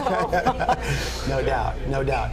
But again, this time of the year with spring football. Let's go back to why we are here right now. It is the Giving Challenge. The first time we did this was 2020. Right. We did it in the middle of the day. We had a great response from everybody. This is something that the Community Foundation has been doing for quite some time. So just to go in depth a little bit more, I know John has said every dollar from $25 up to $100 is matched 100%. That actually gets matched from the Patterson Foundation, and they are a large, what's the word I'm looking for? They just give back constantly, so they are tied into the Giving Challenge, Okay, and that's who The foundation, that's where yeah, we're getting the yeah. matches from. If anybody was interested in knowing, so yeah, you can go to our website, VeniceIndianFootball.org. You can go to our Facebook page. You can go on our Twitter. You'll find links all over the place. If you haven't done so, every little bit helps. Even if it's $5, it won't get matched, but if that's what you can contribute, we appreciate it. And I will say something, a lot of people that are your alumni from certain universities or other places, it's similar to those giving days. Correct, yep. So if you're like, what is it? It's the same concept. So I just UCF grad, and I got there's the giving day, and, Right. and whatever you donated, it was matched. So this is not a new idea. It's just this is our turn to do it as far as in this area. But they are the same type of giving challenges or giving days that you see in other situations. Right. Yeah, it's just another avenue. Like if you don't own a business and you don't want to buy a field sign, but you want to contribute, this is a really good way to do that. And it gets double the bang for your buck. So and like I said, reaching out for people that are not as close. That's why we're doing the podcast now. Right. Trying to get everybody to kind of see it, like oh, okay, this is what's going on. Get here for some of the players, and you're living outside the state of Florida, or maybe from 3 hours away. You don't get to see games. You hear about them. You see some things, whatever. You've been watching the live stream, possibly. Right. So it's a good opportunity that you can get a chance to do that, and Definitely. we do appreciate it. So. I think if we take like a 2-minute break, we'll have our next special guest here with us. Yes. And we can have this be a surprise, or I could do a little intro. We could. But I'll let it be a He looks like surprise. he's prepared to Yes, be interviewed, yeah. by the way. So we'll do a 2-minute break, and we'll come back. All Or right. give me 3 minutes, and we'll be right back. Perfect. All right. See you back here in a few minutes. Thanks, guys.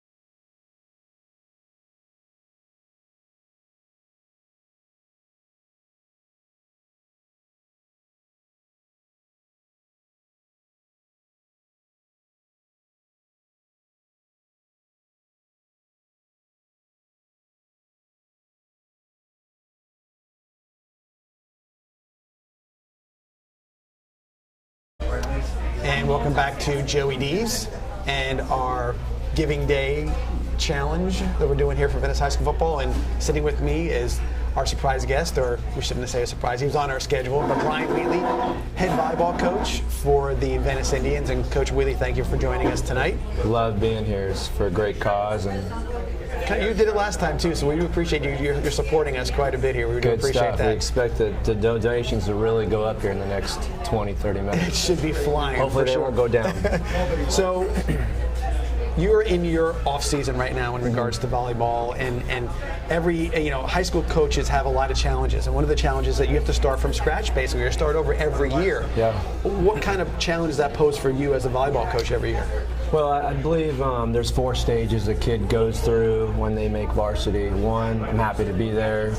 2, I like this.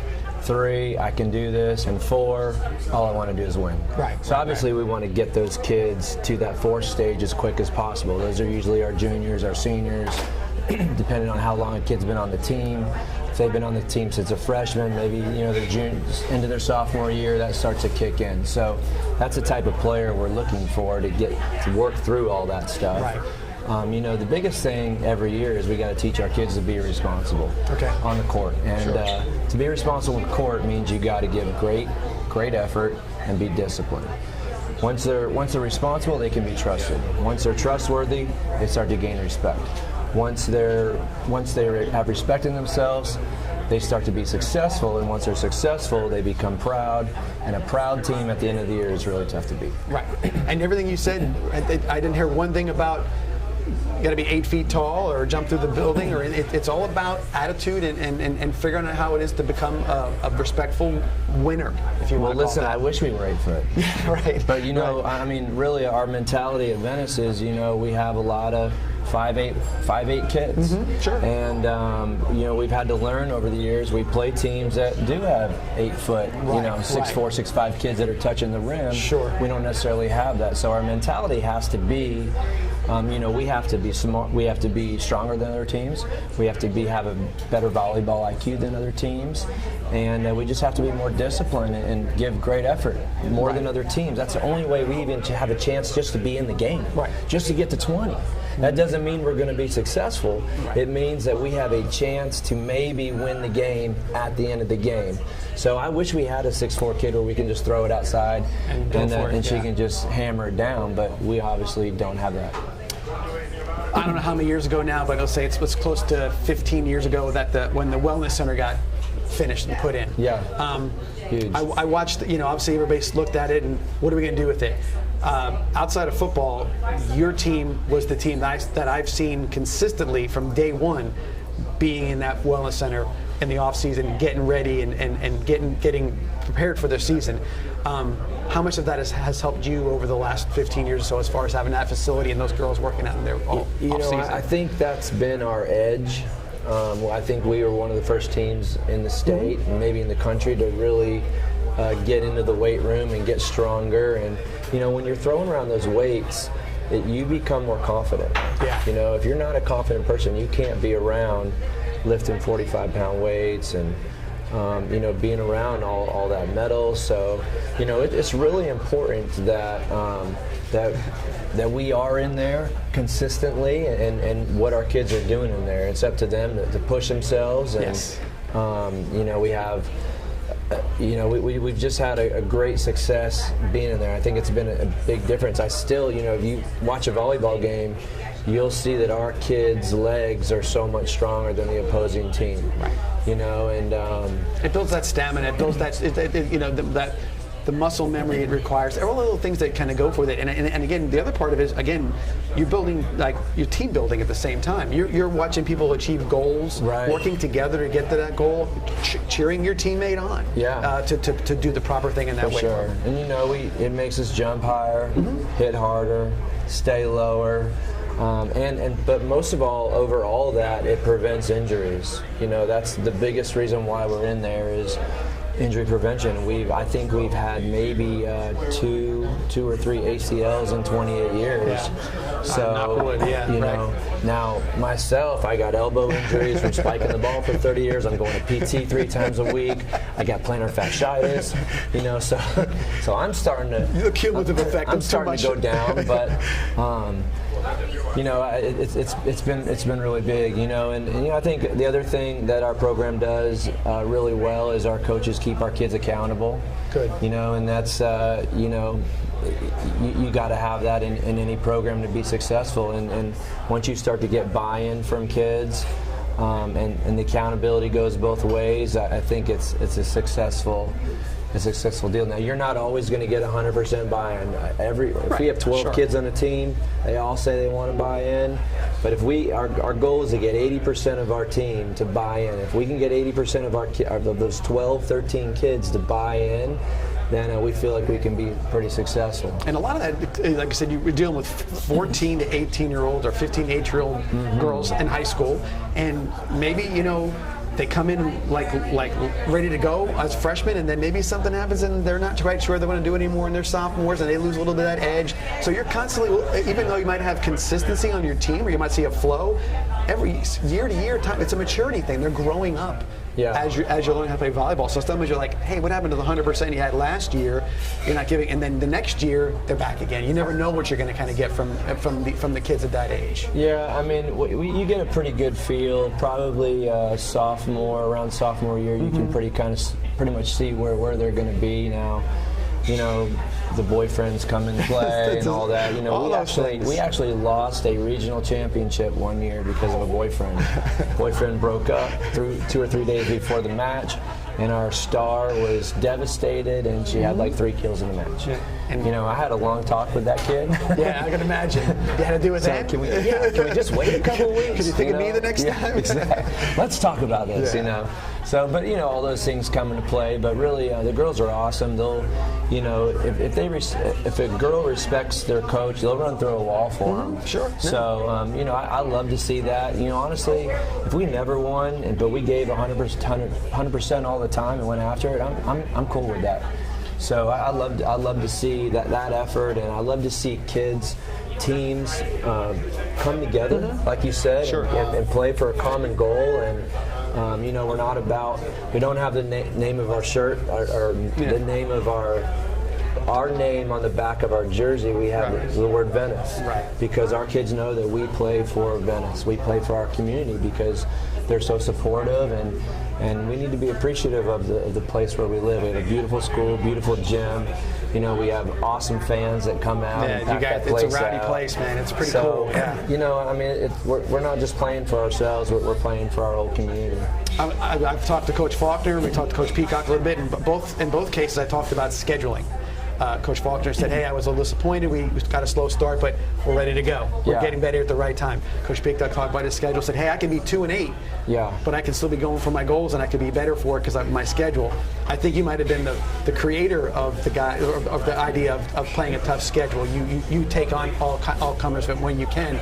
Tell me how that's an advantage for your team. You know, I mean, the key is, you know, you got to be ready for November, you know, and that's playoff time. And, you know, I love the team. There was a basketball team. When I first started, there was a basketball team out of Tallahassee. They finished the season at 12-12, and they won the state championship.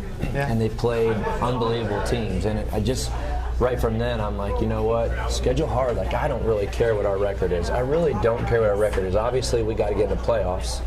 Because it's a little different now with max prep. So that's kind of changed.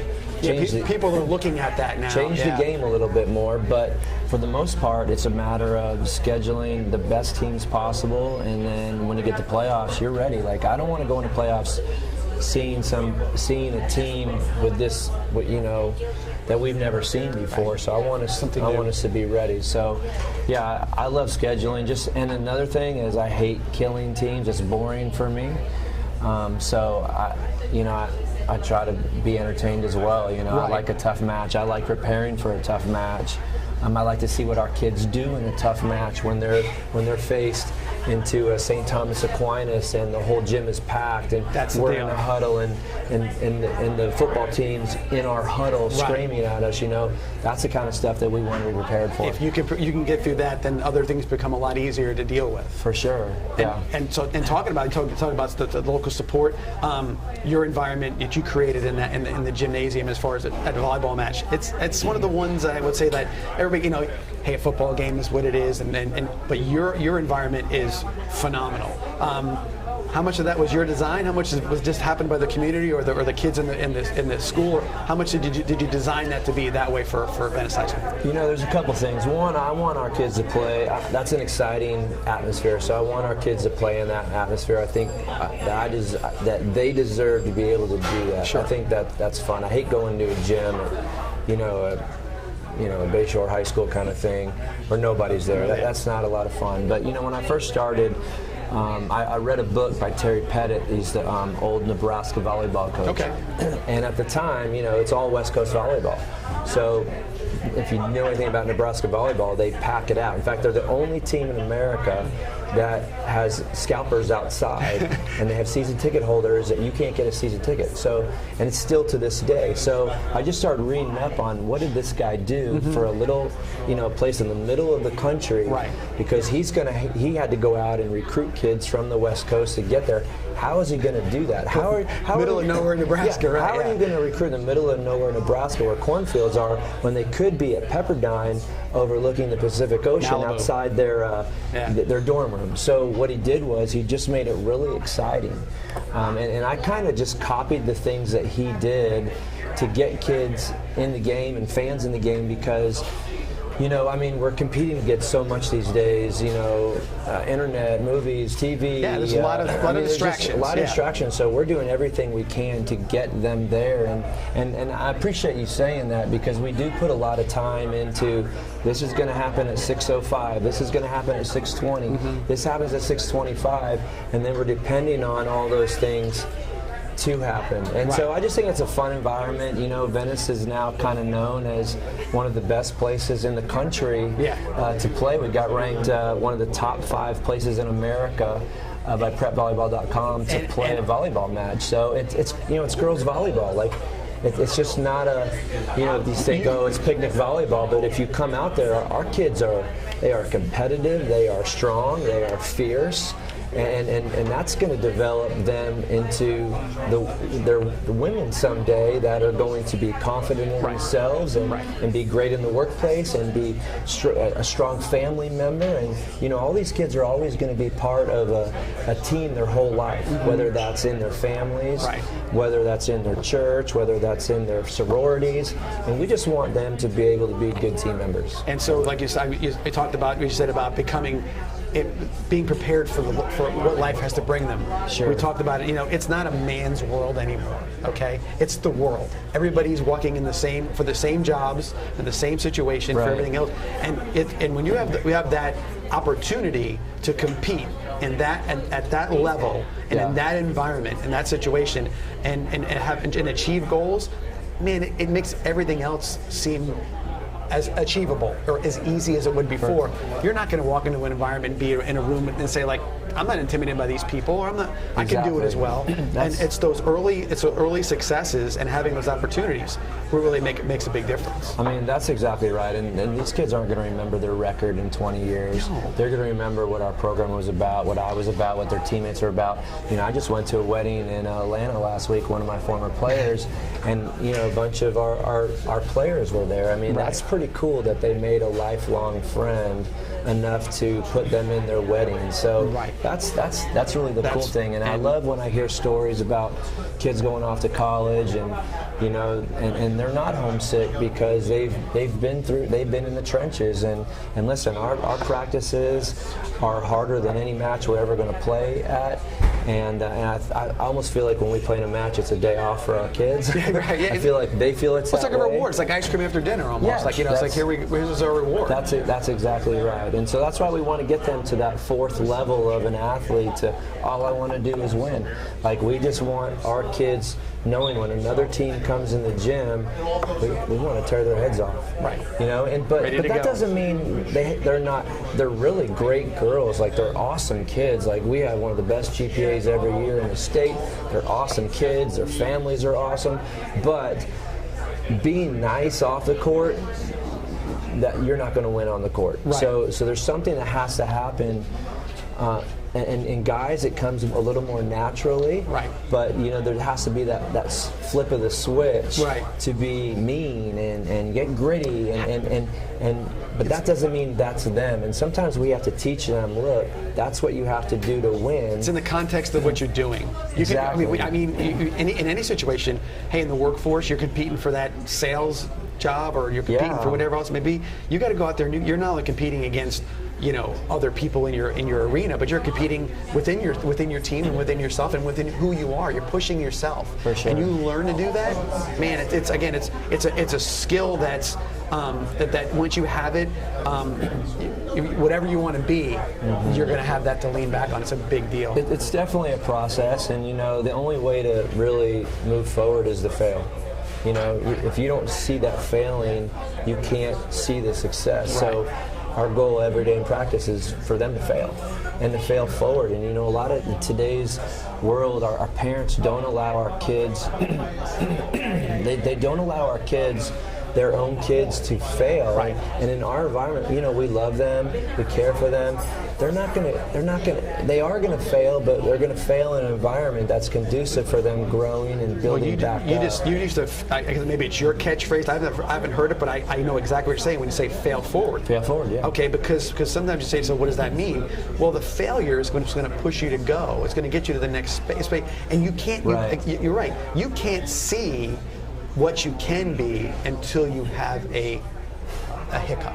Exactly. And sometimes those hiccups are what propel you further than any continual, let's say, moderate, easier success. Right. And that's what. So you're right. It's not a breakdown, but it's just a matter of saying, hey, see what you did? Yeah. See where you're at?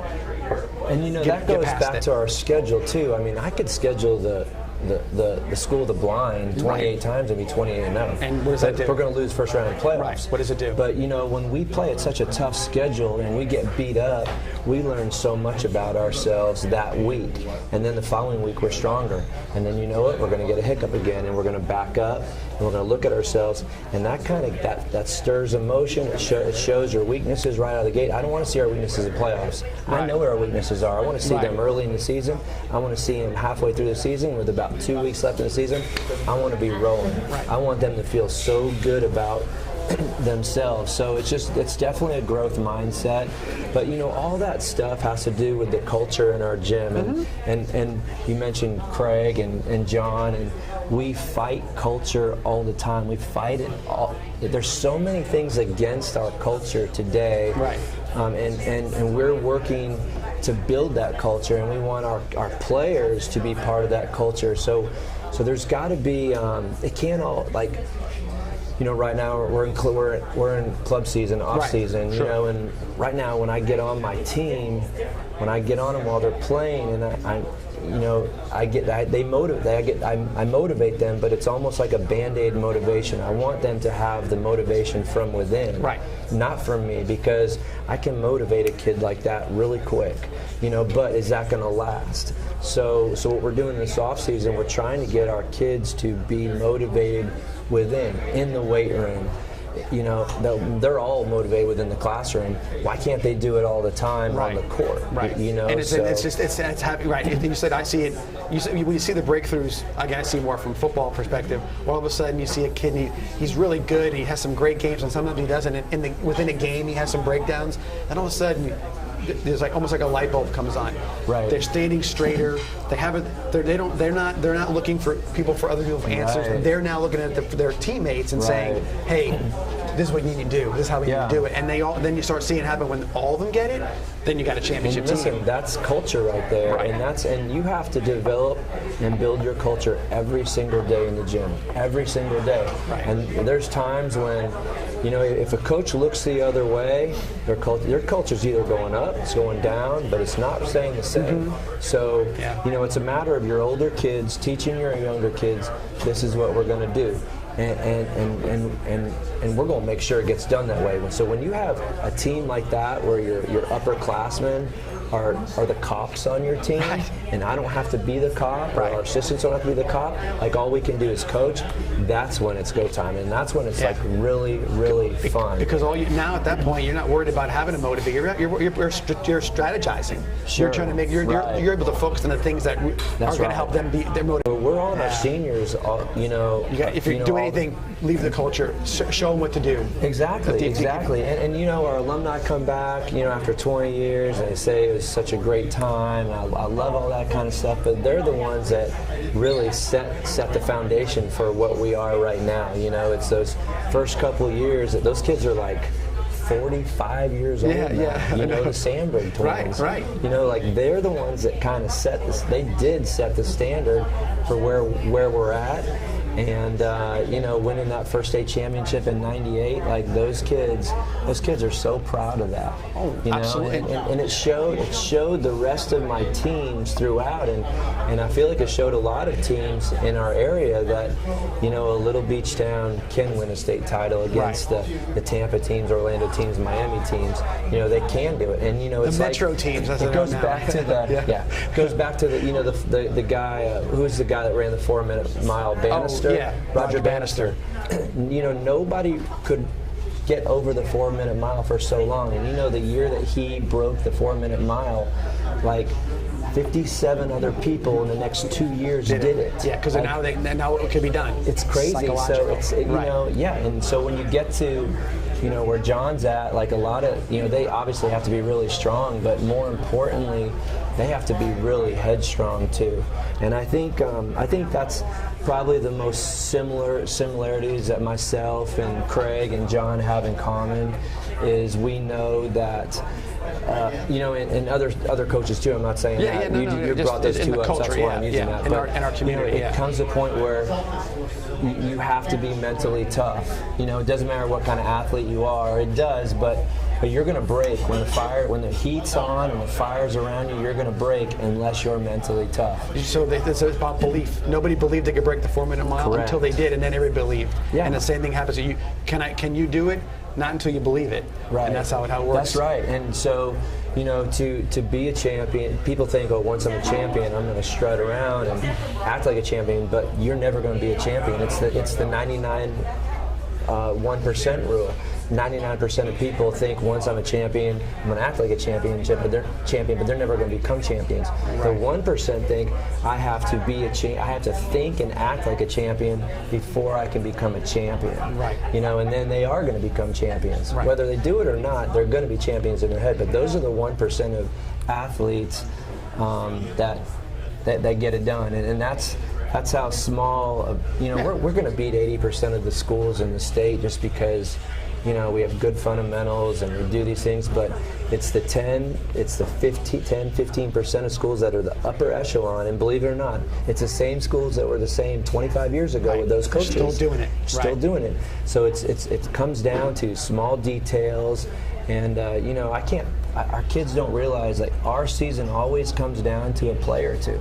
Mm-hmm. This past season, we made a couple of mistakes, and that was the difference in the ball game. And you know exactly when it happens. You're like, because when it happens, you're like, that might have been something that was a change. We won our state championships because of one extra play that we made. Right. Because that's the part that got everybody to get over that hump, whatever that hump was. That's exactly right. So that's why it's just so important to instill that discipline. that responsibility in our players, because we know that one time, the ball always finds you when you're not doing the right thing for some reason in volleyball. It always finds you. So, you have to be in this spot at this time, because it's our season. Our season depends on it. Right. So that's why we go through those progressions of teaching, responsibility, and giving great effort and being disciplined and all that stuff. Right. So yeah, it works. Now I was going to say, you see, we have alumni popping up from football. I'm sure that if you were doing this as well, you'd have the same go-to alumni you'd be calling up to say, hey, can you come on and do this? So anybody in particular that I would say this, any past members you want to shout out that have been helped out along the way, and what does it look like for this coming up season, the 2022 season, as far as your team? Any players you'd like to talk a little bit about before that happens? There are so many, and I'm going back to the 90s, people like Misty Nutzling, who's a doctor up in Boston now. Kristen Batt won our first state championship for us. She was Player of the Year in the state. She still holds the kill record in the state for her senior year, and she's the head coach at Grand Canyon University, beach volleyball. And then, you got kids in the area like Erin Beebe, who's a Center for Sight. She's an eye doctor. I told you I'm getting worked on for PT. I'm going to Autumn Dine right now. I'm going to Dr. Dine. Yeah. Well, really, she just got married, so I don't even know her last name. We always know about the maiden name. That's exactly. So, I love those kind of kids, and I still keep in contact with so many of them, and I love going to the weddings and seeing how they.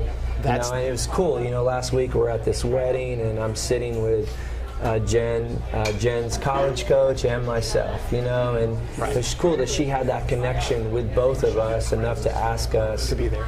To be there. So there's a ton of kids, and I don't have. I was gonna say I don't have favorites. I do have favorites. Coaches have favorites. Their favorites are the kids that bust their butt every single day and do what you ask, and do it with a smile, and the kids that are bought in. So that's right. You treat my kid differently. Well, you know what?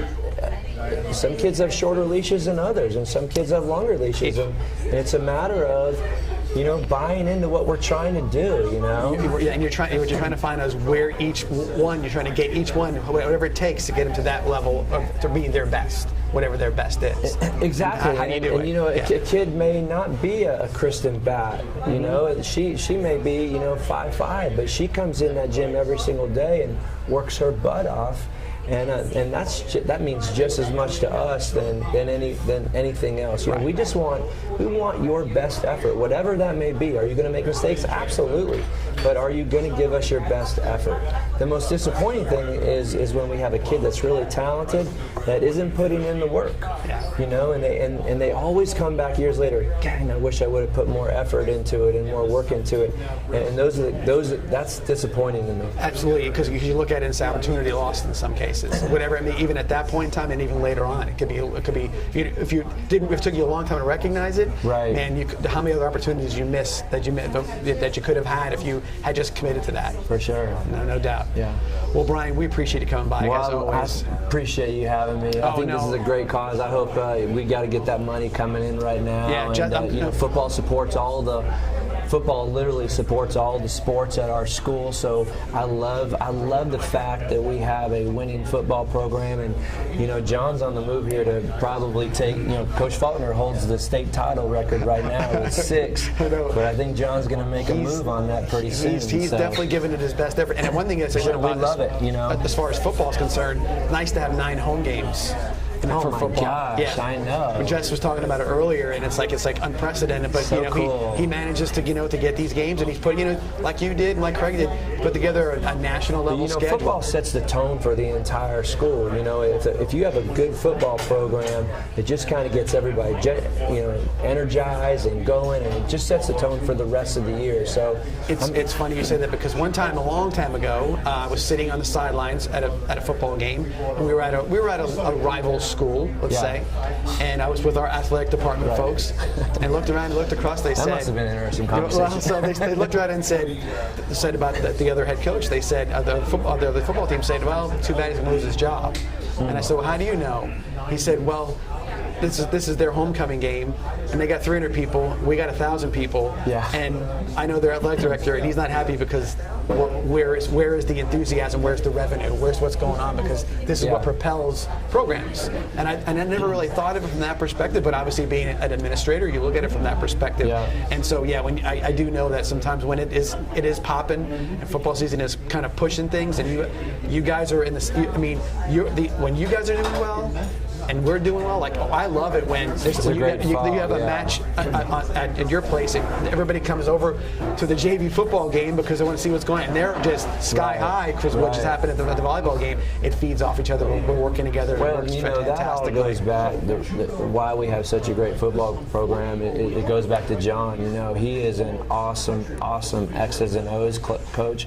But what's really made him the last few years, in my opinion, is he is now. I mean, he keeps his kids accountable, and he's just so disciplined with stuff. And I learned so much from John every year on stuff. And we're two totally different people. But I love the things that he does because.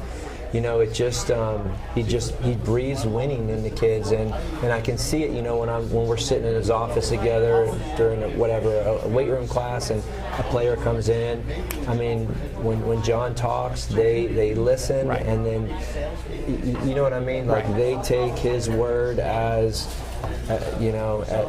And I'm sure it would not only from what the kids do, but all you guys being together, you're like, why'd you do this? Or what you mean? There's an opportunity to pick the brain of another really good coach, a really great coach, and say like, hey, what did you do with this, or what did you see with this? You can. There's a lot of that opportunity. We're always bouncing stuff off. I mean, all three of us are in PE, and so we're always bouncing stuff off, and sometimes we're kind of hesitant to say something because we don't want them stealing it. Right. I got something like this good. is a brand new shirt right here. The back of my shirt says now. And I haven't really explored. That's going to be our. This is a brand new shirt. This is going to be our motto for the following year. So I don't really want to say what that is right now because I think Coach Faulkner's probably listening to this, and I don't want him stealing it for playoffs or something. And Faulkner's like one of the best motivators there are. Yeah. But, he does have that. But he'll steal a story real quick and he'll take credit for that. When it's a good one, yes, no doubt about it. But I'm just teasing. Yeah, but I steal stuff from him all the time, and we go back and forth. And we're at a point now we want to see each other do well. Yes. Because we're happy for them, but we also know it helps our kids out. Sure. When my kids see our football team win a state championship last year in Fort Lauderdale, I can do that too. Right. Being around success breeds success. For sure. And that's you're watching big deal. Venice baseball right now kind of have a okay year, but I would never go against Craig. He's going to get this thing going in playoffs, and I would not be surprised if he goes and wins the whole thing. I was wondering how he was dealing with it, and the look on his face and what he said to me, he's got that enthusiasm. I think he's seeing his team come together right now, and I think he's ready to maybe see a push for sure. Playoffs. And it's really easy to be a great coach when things are going well, a great leader when things are going well, and you got all these things. But who are you when things aren't going well? And so I've been watching Craig this year, the way he's handling things, and because that's important. And I know his kids are watching that, that too. Right. We're all watching, and he's doing a great job. And it's not like he's no different than he was 3 or 4 years ago when he won back to back to back. Right. He's the same guy. He is the best baseball coach in the state of Florida. He will produce runs like no other. I can't believe. It's amazing going to those baseball games and seeing that. I know people in Naples and I'm all up at the coast, and some people are baseball people. Yeah. And they're like, they know the way Venice plays. Yeah. Guy's going to get on base. He's going to bunt him over. He's stealing third. They score a run without a hit. And you're like, it's like, how did that happen? Because he knows, and he's putting pressure on you, and he's doing certain things, and those kids as soon as the other team thinks they've won is when they've lost. Right. And John's teams are the same way. You just never count them out, and that's why I like going to those games. I love when all of our teams play good teams, and those are the matches that's what everybody talks about. It's fun. It's exciting. You just have this sense that we're always going to come back, and that's what I love about Venice sports. You know, I mean, the girls' soccer team went in state.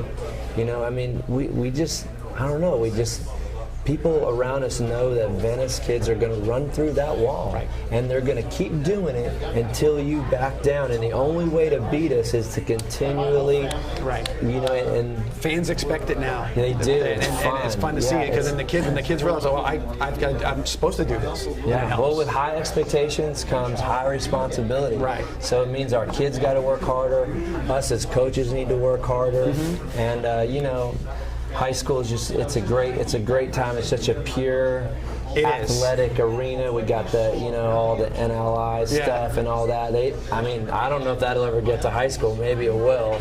If it does, that might be a tough road. It could. Yeah. But you know, it's just it's fun. And like you said, there's nothing like in the fall, you know, going to a great varsity volleyball game against the number 2 team in the state, because hopefully we're number 1. Right. And then walking over to the football field and doing all that, you know. So no doubt. It's a cool community and such a melting pot from all over. But people always say, man, Venice sports are so fun, you know. My dad goes to every Venice sport. Like, he's at all of them. Is that where you at? I'm at the baseball game. And he's got his spot. He's at the football game. You know, he's at all the games. And it's funny how that works too. I get calls from people saying, "Hey, I went to the game last night. Did you hear about this? Did you see what?" You're getting once you're in that thing, you're getting updated. You know what's going on. And we all over always the place. have the best, you know, away games. Like you said, the 1,000 people to 300. Like, we usually have the most people in the stands wherever we're at. You know, and it's funny. You know, just to go back to Fort Lauderdale last year, sitting there. We had so many more fans than the other teams. Yes. And it's always like that, Right. And it's like you said, it's expected of that. And those fans know that's like their role. They know they're going to do it. We expect them to do it, and it always works out for Definitely the best. road warriors. We bring Venice with them. We bring that enthusiasm, and you know, it's cool when my players say they're walking around Publix and a 85-year-old you know, lady asks about the season or asks her for their autograph, or you know, on the opposite end of that, an 8-year-old girl who wants to be a Venice Indian volleyball player one day. You knows know, who you are. Like, I love when the little girls come to me and say, "Coach Wheatley, I'm going to play for you someday." Like, and I believe them. Yeah. You know, I believe you, and I want to see that Waiting for happen you. too. Yeah. So we're waiting for you. That's Yeah, no right. doubt. So really cool. All right. Well, Francis, are we anybody coming up, or we time for a break? Okay.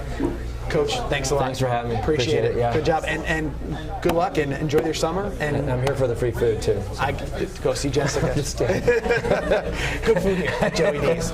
We're going to take a quick break again and come back in a few minutes, and we'll keep going with our fundraiser night with the Giving Challenge. See you here in a few minutes.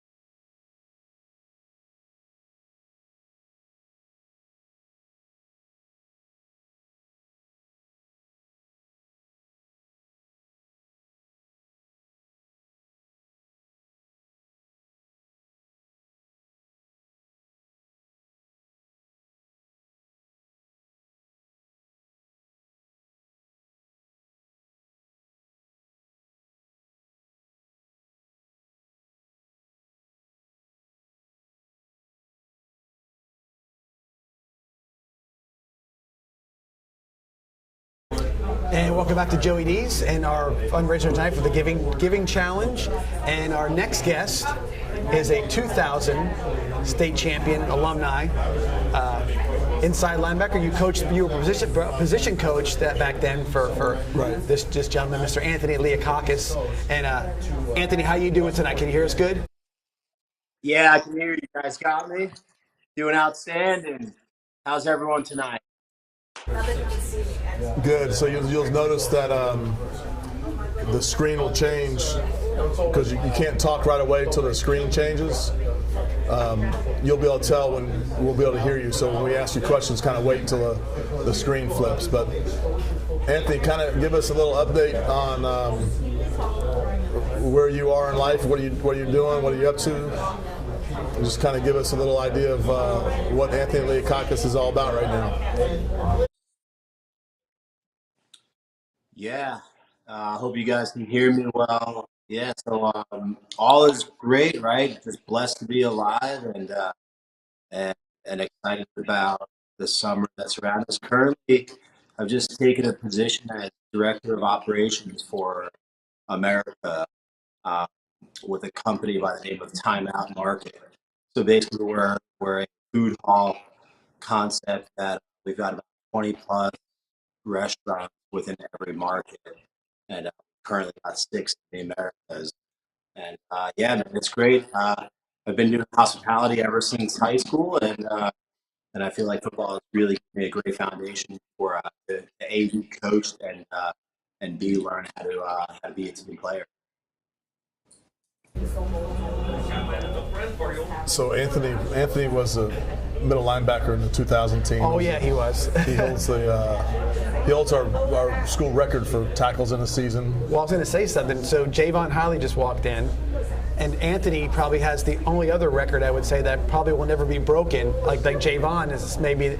Javon had, if I'm not mistaken, or something along those lines in his senior year. He had 139 in the regular season, and then he had 198 for the playoffs and everything. But I think what was something different back in the 2000 state championship was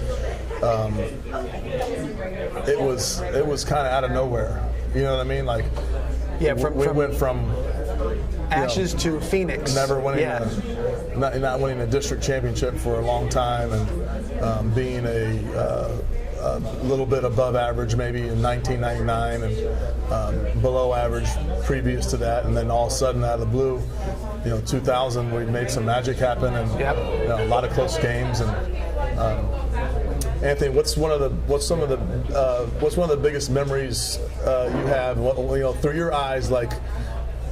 Tell us a little bit about that season.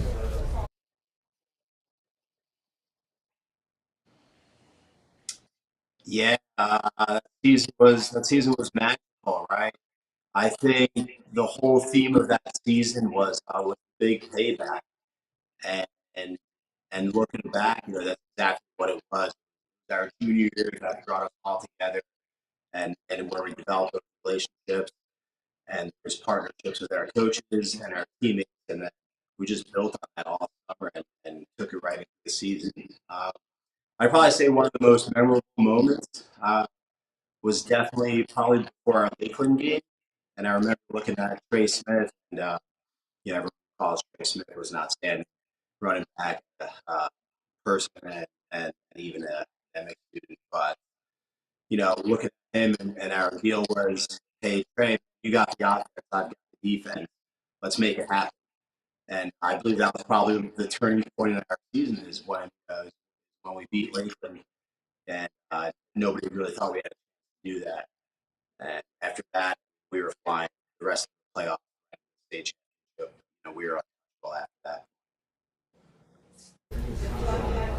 Yeah, that was an unbelievable game when we played Lakeland, and I want to say they had a 34 or 36 game win streak coming in. Well, it seemed like every game in the playoffs, somebody had something that you had some major hurdle that they had to overcome to beat that team or whatever it was.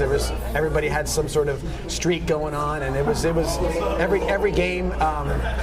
maybe a little different than this year, but compared to that year. But every game was an absolute barn burner, exciting game, and then culminating with the big victory in the state championship.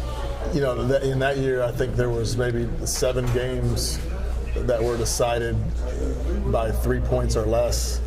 And then this year, there was 11 games that were running clocks. You know, so that's kind of what I'm saying. Like just 2 different ends of the spectrum. And I think football and high school football has changed a lot. The landscape of it has changed a lot since 2000. Where I think back in 2000, you had some teams that were traditionally good in Lakeland and some schools like that. But now you have these schools that are like.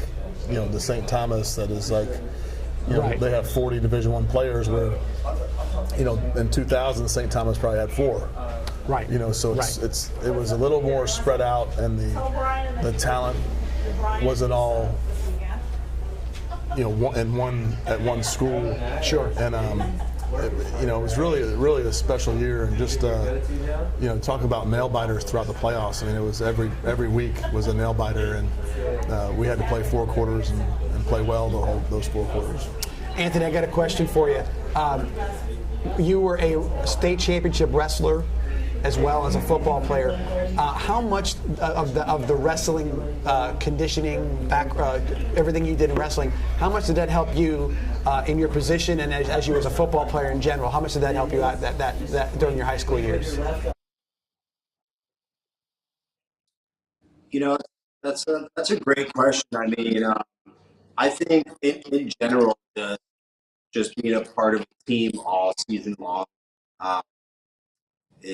is probably the most important thing, right? Is always being around that locker room environment and always having great mentors around.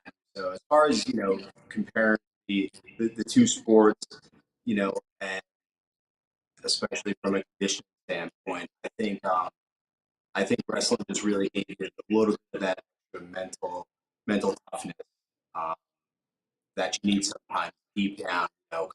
It's a solo sport, but other than that, I mean, I feel like kind of what Coach Peacock was just saying. Yeah, the entire program has really changed the past 20 years, and it's evolved where now it's, football could be, and it is an all year round. Every season, you got to be dedicated to it. So yeah, I think wrestling definitely taught me some good values, but at the end of the day, it's just always being around the team and all year long. That mentorship love is what I think is really important.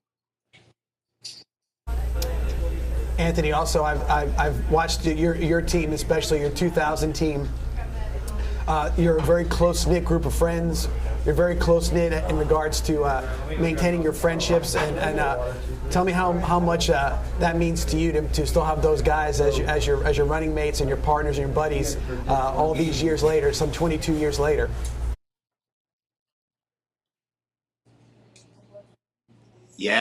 Yeah, that's the epitome of high school football, right? Is that we can look back 20 years ago and still in close contact with a lot of those guys, with those Matt Britton, Bill Hall, and Rick Shaw, TJ Hits of the world.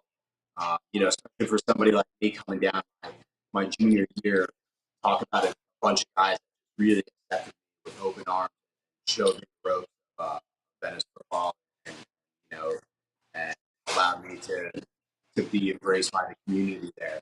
So yeah, it's great. I mean, I keep in close contact with those guys. Still, they're on my weekly calls, right?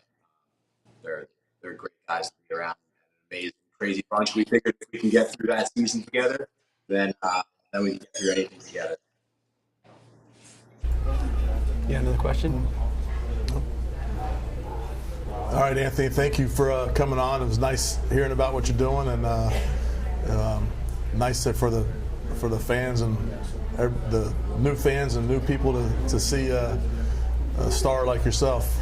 And I'll say one thing too. I've been to a few of the places where you've been the guy in charge of the restaurant, and every place I've ever been to where you've been that guy, it's been a phenomenal experience, phenomenal food, and phenomenal service. And I think a lot of that may have to do with the fact that you were a champion at Venice High School at one point in time. So awesome job, keep it up. Absolutely. Thank you. Thanks for the kind words. Appreciate everyone's time. Go Venice Indians for life. Keep crushing it, killing it, Coach. We love you. All right, that was Anthony Leakakis, and like I said, Coach, we've talked about performances and guys who played, but when in that year, that guy, that man now, he was unbelievable. I mean, he made there were games like he was making every tackle. He had just an unbelievable way of. He just didn't miss. He didn't miss any tackles. Right. He didn't miss any tackles. He had, Anthony was 5'9", 5'10", but he had long arms and strong hands. Strong, like man strong, and once he got his hands on you, he wasn't letting go, and he just didn't miss a whole lot of tackles. I used to watched a lot of football. I remember when Derek Brooks played at Florida State and again Tampa Bay. He wasn't the biggest linebacker, but when he got his hands on you, you were on the ground. Right. If he got his hands on you, you were down. Anthony was the same guy. Yep. If he got his hands on you, you were done. And so that like I said, rarely do you see that. Usually it's got to be a big hit or arm tackle. It was a matter of him getting his hands on you. Once he did, you were down. You were done he for. Was talk about we talk about people with motors now. People have great motors. Like one person that comes to mind who we're going to talk to today was Jared Hewitt had a great motor. Right. There's another guy that's going to be on here that we're going to talk to, Tyrone Barber, who had a great motor. Absolutely. And Anthony was had an unbelievable motor. I mean, sideline to sideline, and the funny part about it is when he would play scout team and practice and be the same way. He just run every time, just run at full speed, trying to find the ball. And when you see guys like that, it almost looks like their feet aren't moving. They just kind of hover through stuff. They have an instinct to find the quickest way to get to the guy. Right. They find it. All of a sudden, it's like, why did he get through that little gap or that hole, or how do you get around that block? And it's just it's almost like they have this mentality that they can't be stopped, that they have to get to that point. And they do it at full speed, and they do it without any effort. It seems like it's effortless in some ways when they do it, right? Because they're just doing it so well. But he was definitely a huge contributor on that 2000 team. I mean, we talked about offense, whatever that means. Everybody sees that 77. And he played a little bit of fullback, when we got in T. Back then we were split back veer. We got in the T formation. He was a fullback. But that 77-14 victory, in the state championship, was a big deal. But that defense had a lot to do with that 77, because they didn't let the other team even come close to doing anything. And they had a really good quarterback. Going to go to West Virginia. They had a bunch Georgia of Tech. Georgia Tech. Okay, I knew it was one of the. But again, these guys were a talented football team, and that defense took over. Did not allow them even a chance to get back in that game at any point in time, which led to a 77-14 win. Is Matt Roberts Insurance the next one joining? No, so we're going to bring up Javon right now. Do you want me to do this? I'm going to have Javon sit here. Okay. And you can interview him. So just give me 1 second, and we'll kind of make the handoff here. So I'll do a little introduction here before he sits down.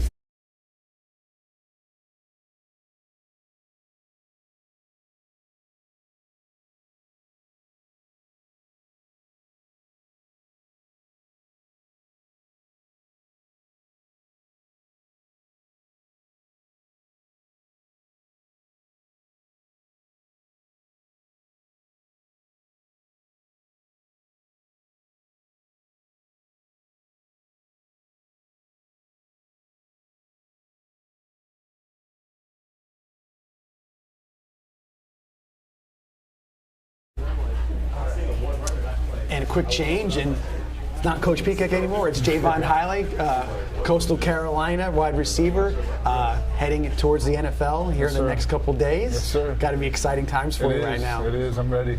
Yeah, no doubt. I know you've put a lot of work and effort into it. So what was the process? We'll talk a little bit about getting ready as far as the pro days and all that stuff? How did that all work out for you? Right, so I went out to Fort Lauderdale just to get training out there for running faster and different things like that, staying strong, staying intact, running routes and different things. I got to learn from Anquan Bolden, Pierre Paul, a lot of veterans, you know, so I got to pick up a lot of different things from them to put in my toolbox, and yeah, I've been really well. I didn't run as fast as I wanted to at Pro Day, but I felt like the coaches knew like my route running and knew what I could actually do on a football field. So, well, I've always said, and we talk about you as a player, you've always produced. Right. Okay, a lot of times you say, well, hey, you know what was his game? Well, he had 1 catch for 10 yards this time, but he had no. Your consistency and your production has always been there. I think that generally speaking, when you see that sort of how it progressed, the same was in high school, same in college, I think a lot of that is going to translate to the NFL. Right. Reason I say it is because we had a talk with Trey Burton earlier, and Trey was the consummate worker, the producer, wherever it took, and that translated to the NFL. Have the scouts and or the guys who are training you, have they mentioned that to you at all as far as that quality you have and said that's going to translate? Yeah, a lot of them said they can clearly see that I'm a hard worker, like that I continue to go after things even if I'm not good at it. And I put my all into everything. Like how you do anything is how you do everything. So, and that's how how I live by and what I do every single day. And yeah, I mean, Anquan had just pulled me aside and was like, just no matter what the draft is, doesn't really matter where you go once you get there. Just show that you work every day and keep working. You find your way on special teams and find your way through rosters, and you'll end up staying somewhere. And it's funny you say that because Anquan Bolden might have been the epitome of that guy for while he was in the league. Right. He was a worker. He was a workout guy. Quarterback coming out of high school kind of thing, and he found his way to playing wide receiver at Florida State. And you watched him when he was reliable. He was he was the guy who did. He was 5-6 catches, and a lot of times he wasn't the number one receiver on the team, but he was the most productive guy on the team, and that really translates. So it's kind of cool. You got to get a chance to pick his brain to feel about that. Right, college, obviously went from high school to college. You have to. I look at it and giving you a compliment on this. Your class of that came in at Coastal sort of has propelled them to be a top 20 team. Absolutely. How was that to go and bring that winning attitude from Venice to Coastal, and how did I think that help the other guys to kind of see it a little bit with your experiences? Right. It was really a culture. It was the culture that it ended up coming in. And when Coach Chadwell took over, the culture just kind of changed. We started all getting older, like my class. We knew coming in we were really good. We had a bunch of talent across the board. Right. So we knew coming in we were going to end up being good. It just, when were we going to be good, you know? And by the time the end of our sophomore year, my sophomore year, we knew we should have went to a bowl game. Right. We just had a couple games. We lost I think there was only one other game that we didn't, that if you take out, all of the other games that we had lost were only by 24 points in total. So we were losing 3-point games, just 7-point games, learning how to win. 3-point games. Right. Yeah. We weren't finishing games. So we took that on during the summer and spring and taught ourselves we gotta start learning how to finish games. And we were young. We were a really young team our sophomore year. We were one of the youngest teams in the country. So it was kind of we knew we were gonna be really good, and then COVID hit. And then we were like, dang, are we even going to get to play? So that just drove us even more. Right. We were like, all these people are doubting us, and now COVID's trying to get in our way, so everything's just going against us.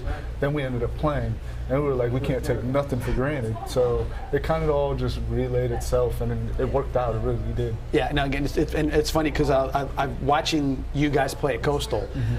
We watch a lot of games down here because we got it from ESPN Plus or whatever we can do, watching different games. Right. As you guys were, your class came through, the names at sophomores were the names when they were this year. The guys who were contributing were still the same guys. Oh yeah. So you can see that. You see where your class. That's why I even brought it up. I'm like, heck, I've been hearing that guy's name for 3 years now. Right. And you kind of went and progressed, almost like you watch an NFL team. You got guys with college. Usually it's 10 new guys or 11 new guys or 14 new guys. It's always how it works. And you guys were the same kind of guys the whole way up. And that must have been kind of cool to grow with each other as well. It was amazing. I mean, we got to build relationships with each other. like with Isaiah, like that's one of my close friends. Yeah. And Bryce even. Right.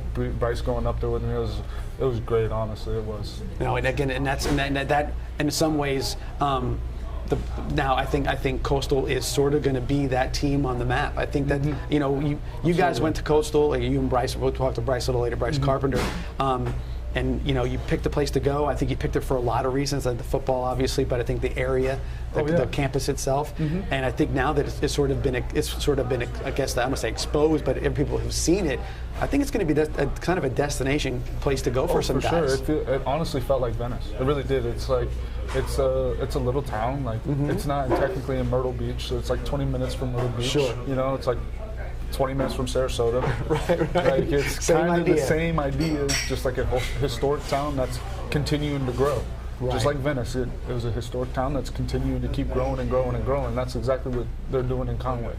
And it was like it just felt home when you got there. It really did. No, that's a good feeling, because now I think you're going to see too. There's going to be like we were talking earlier to Trey and about a few things about this NIL stuff. Oh, okay, yeah. It's a big deal. Oh yeah. But I think a lot of times it's going to be a situation where you're looking at it from the perspective of is it going to be a big deal everywhere? Is it going to be a bigger deal in some of the other schools, whatever it may be? But I think eventually, when it's sort of all the dust settles, it's going to be the place that fits you the most, or fits you the best. Absolutely. And I think I think now the landscape is now. I don't think everybody is all about Power 5 anymore. No. I think they're about finding the best place for them to be the best they can be. Right. And with the NIL deals, I mean, an NIL deal isn't going to help you on football field. It's not going to help you. It doesn't matter how much you get paid in an NIL deal and what they think you can do. You have to go out and perform regardless.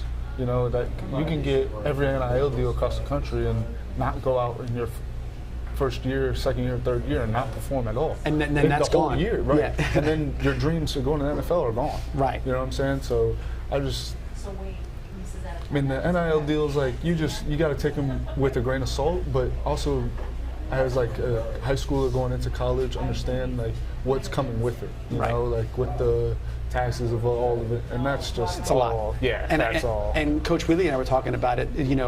Your motivation is your motivation. Right. Okay. Absolutely. You've got to be motivated no matter what the situation is. If your motivation is not about football, it's about something else, you know what's going to happen. You're done. I don't care if you're a sophomore in high school or a sophomore in college. It's just not going to happen if you're not motivated. And you've got to have that self-motivation and that drive. Right. And you probably know this too. I mean, you have a love of the game, I'm sure. Oh, okay. You have to have. And when you're around somebody that maybe is in the game that doesn't have the same passion for it, you see how things change. You can feel it. You can feel it more than anything, and you see how like the work that they put in and then the work you put in, and it's just you can see it on somebody's face. When you're versing somebody who really wants it more. Right. That's really what it comes down to. Right, and once you grasp that, then you apply it to everything. Right.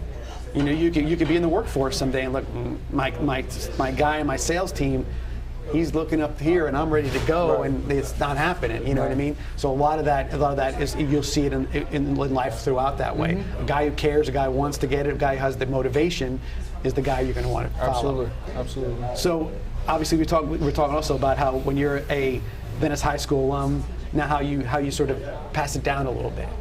How you this culture that has been created by Coach Wheatley, Coach Peacock, and all these different folks on Venice High School.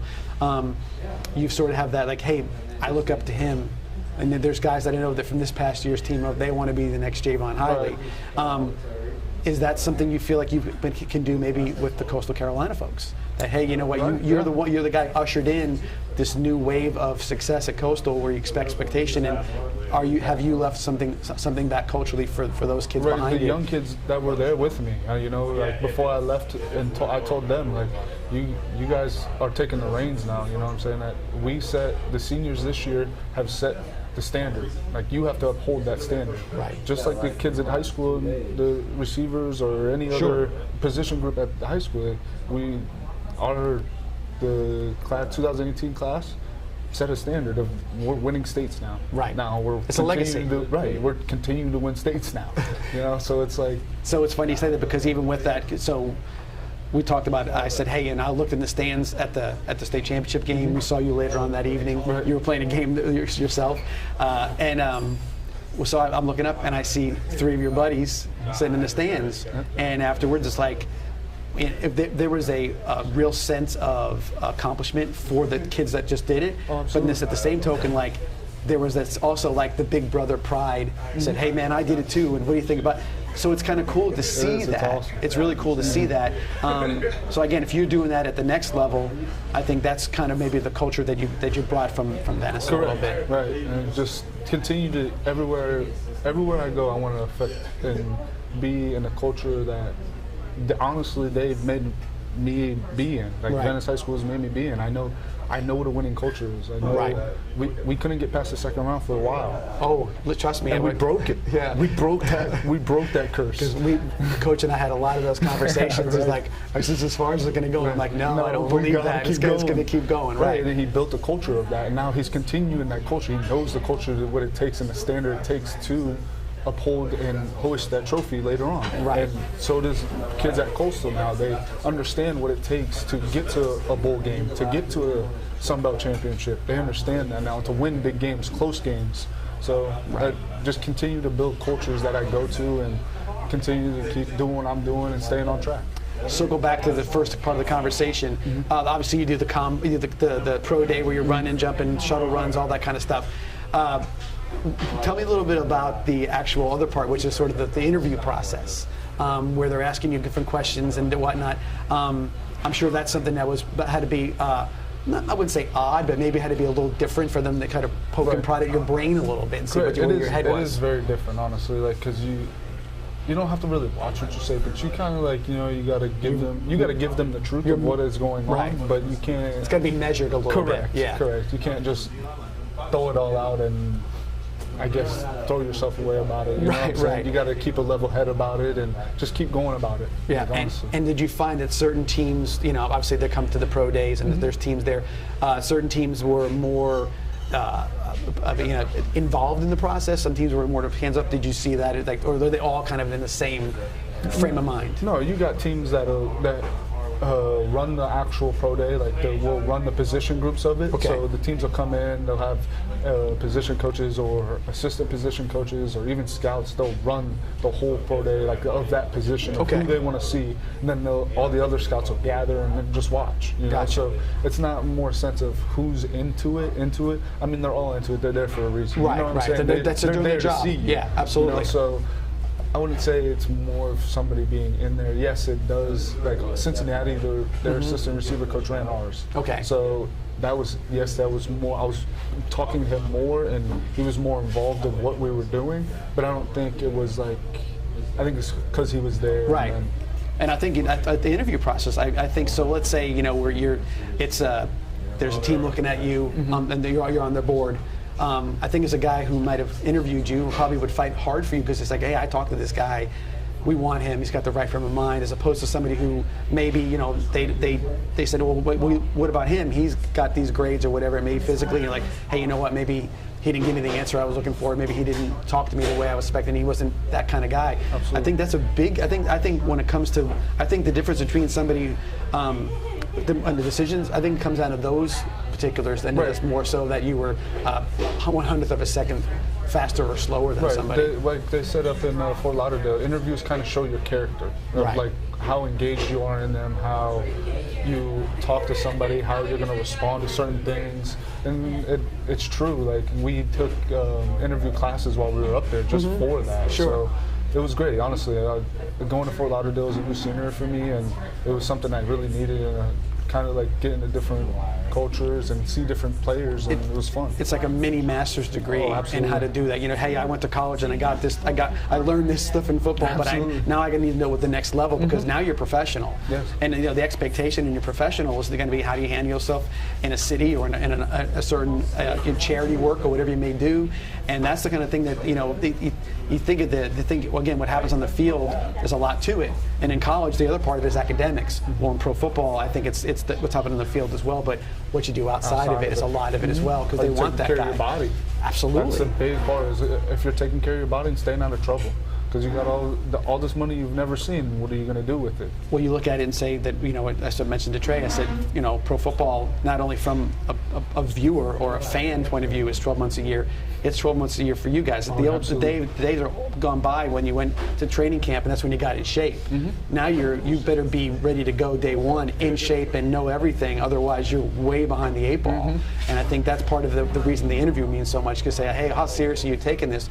Well, if I'm this guy and I made my way through school this way, it's not going to happen at the pro level. You're a full-grown adult, right? You got to handle yourself like an adult and a professional. No what doubt. you're doing. Right, exactly. Absolutely. Well, I can tell you right now, you're definitely handling yourself like a professional, and I'm glad to see it. And I really think you're going to have a lot of success moving forward. Again, watching you when you were in high school and maturing and growing as a kid and as a young man, and your performance on the field, I saw the same progression, and I'm seeing the same progression now. So I think you're going to do real well. And wherever you land, do you want to be in a cold weather city or a warm weather city, or you don't care? It doesn't matter to me. I'll go anywhere. Yeah, no doubt, because that's good to hear. Because that's where you have to take the same mentality. Whoever it is, it's my opportunity, and you're going to make a team better with your presence. With that, thanks for coming, man. Appreciate it. This is a kind of a fun thing we get to do, and this is the second time you got to do it with us, but this time you did it live and in color. So, right. And I'll be watching during the weekend to see what happens with the draft. Yes, sir. Thank you. All right, buddy. Have a good one. Javon Hiley, Coastal Carolina, Chanticleer. Am I saying that properly? Chanticleer. See, Come on. I gave it a little New York accent on that one, but soon to be an NFL player as well. Yes, sir. Thanks a lot. Anybody else coming up just yet, or we need another break real quick? We're going to take another break and we'll be back here in a few minutes with our next guest. Thanks a lot. All right.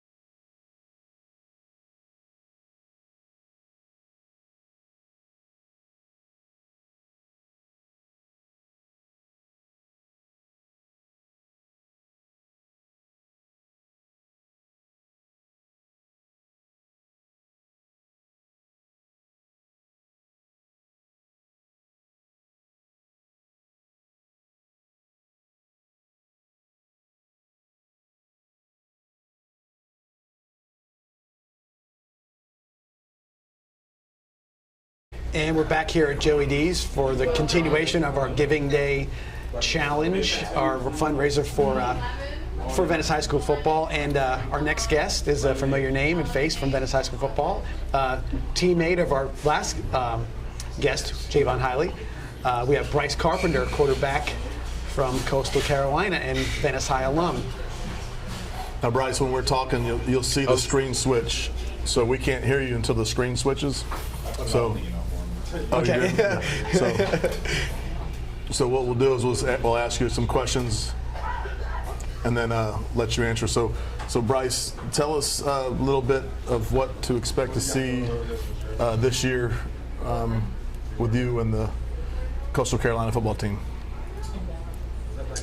Well, I'd say the biggest story I think is just that everyone's going to want to talk about is that so many seniors, and I think we just have a lot of young guys that are ready to perform, ready to show themselves, and I think that we have a team that's hungry and ready to go. I think that like we're going to play hard like we always do, but I think that you're going to see a lot of new faces and a lot of guys that people haven't seen before, and it's really exciting for our team and just our our fan base and everything. So I think it's going to be a new look team, and it should be pretty exciting for this year. So Bryce, tell me what your plans are. January 2023. What's Bryce Carpenter going to be doing?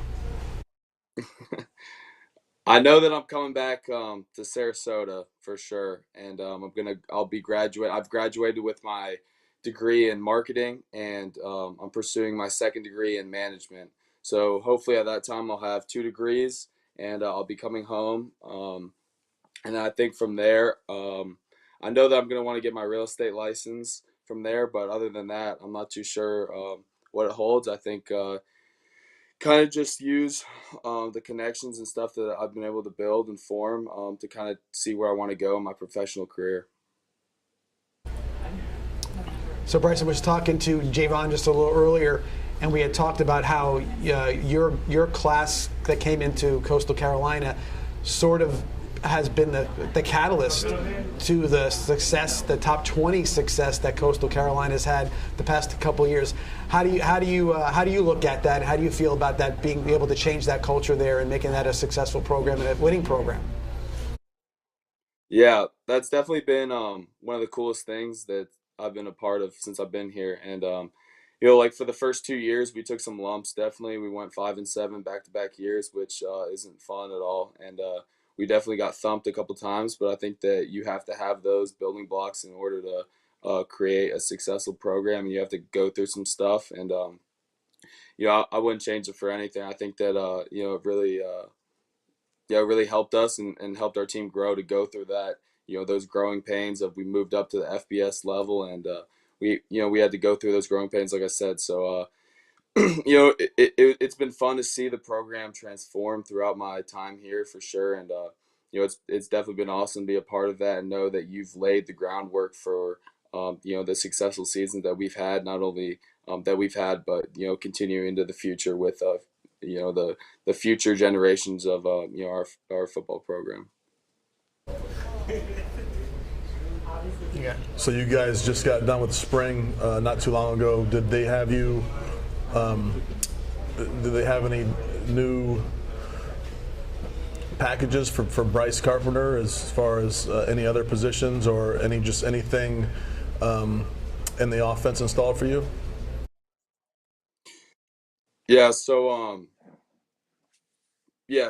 I've been able to do in the past. I've played some in the slot and stuff, but I think for right now the plan is just to play quarterback, and I think our coaching staff's been able to do a great job of they've been able to put in a package for me on a weekly basis. So whether it's a read option type situation or a speed option or whatever that is, run game, and then off of that play action RPO stuff, they've been able to create those packages, and I think moving forward that's the plan, and just continue to build off of that so that defenses have to prepare for that every week. So I think that all those concepts are definitely in that package and are in the framework moving forward. So Bryce, being a guy who's going to get a double major, got aspirations to be in the community down here as a businessman, I would assume. Do the coaches look to you as a mentor, a coach on the field kind of guy? I mean, because you've obviously been there for a while and you've shown you have success both academically and athletically. Have they leaned on you and talked to you about that role that you might play this year for the team? Yeah, definitely. I think that's one of the biggest things that our coaching staff's talked to me about is just trying to bring along other guys for sure. I think at this point, obviously, if you're in an offense for 5 years, you know it like the back of your hand, and you know where everyone needs to be, why you're running the concepts, and you really it's really second nature. So just knowing that, trying to bring other guys along, and then I think our coaching staff's done a really good job of allowing me.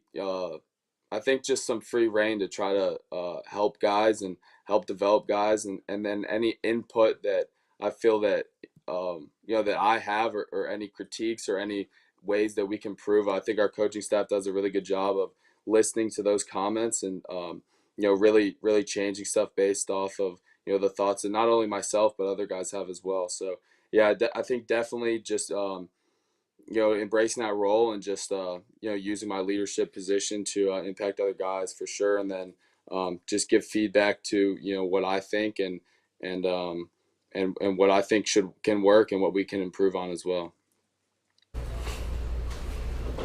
Now, Bryce, I don't know if you know this, but me and your father have kept in contact, ever since you left, and he sends me motivational quotes.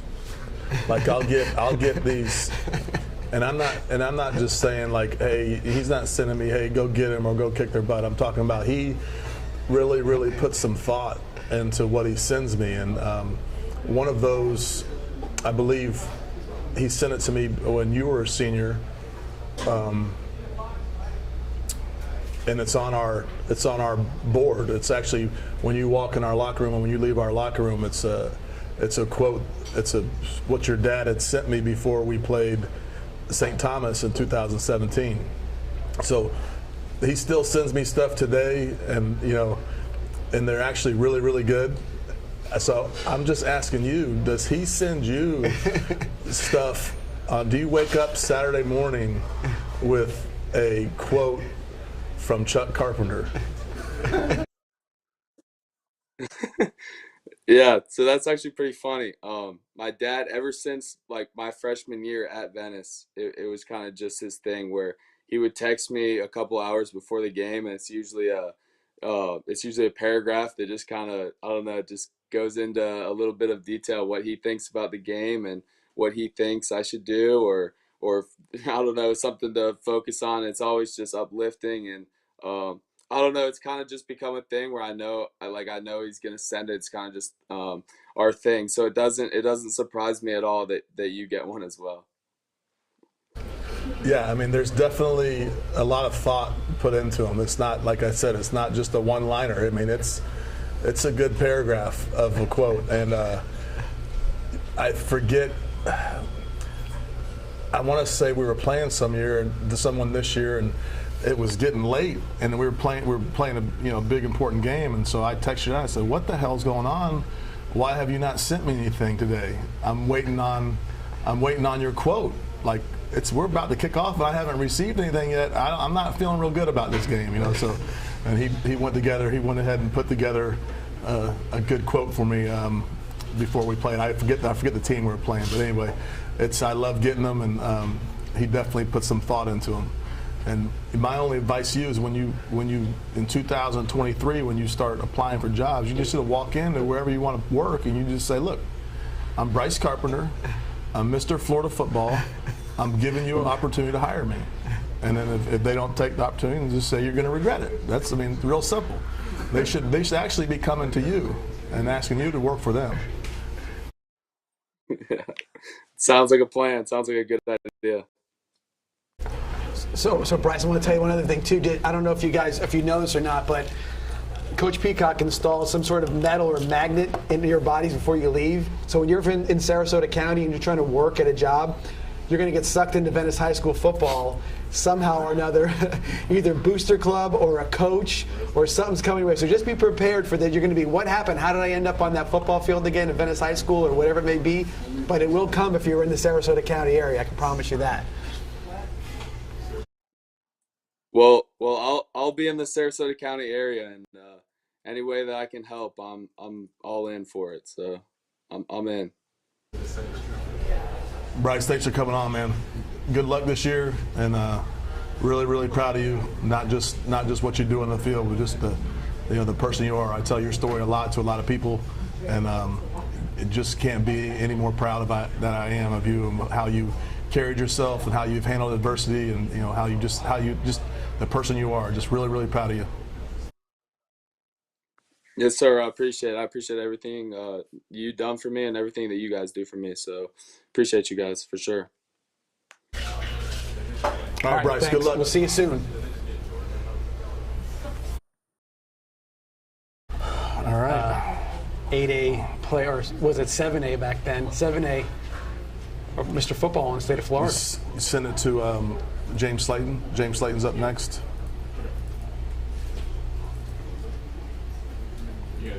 Keep talking. Yeah. We'll keep talking a little bit. So, one more year for Bryce up at Coastal. It'll be interesting to see how that works out. Again, as he said, he's taken on a mentor role, leadership role, which is not surprising. Obviously, we've seen that from him since he was almost a freshman.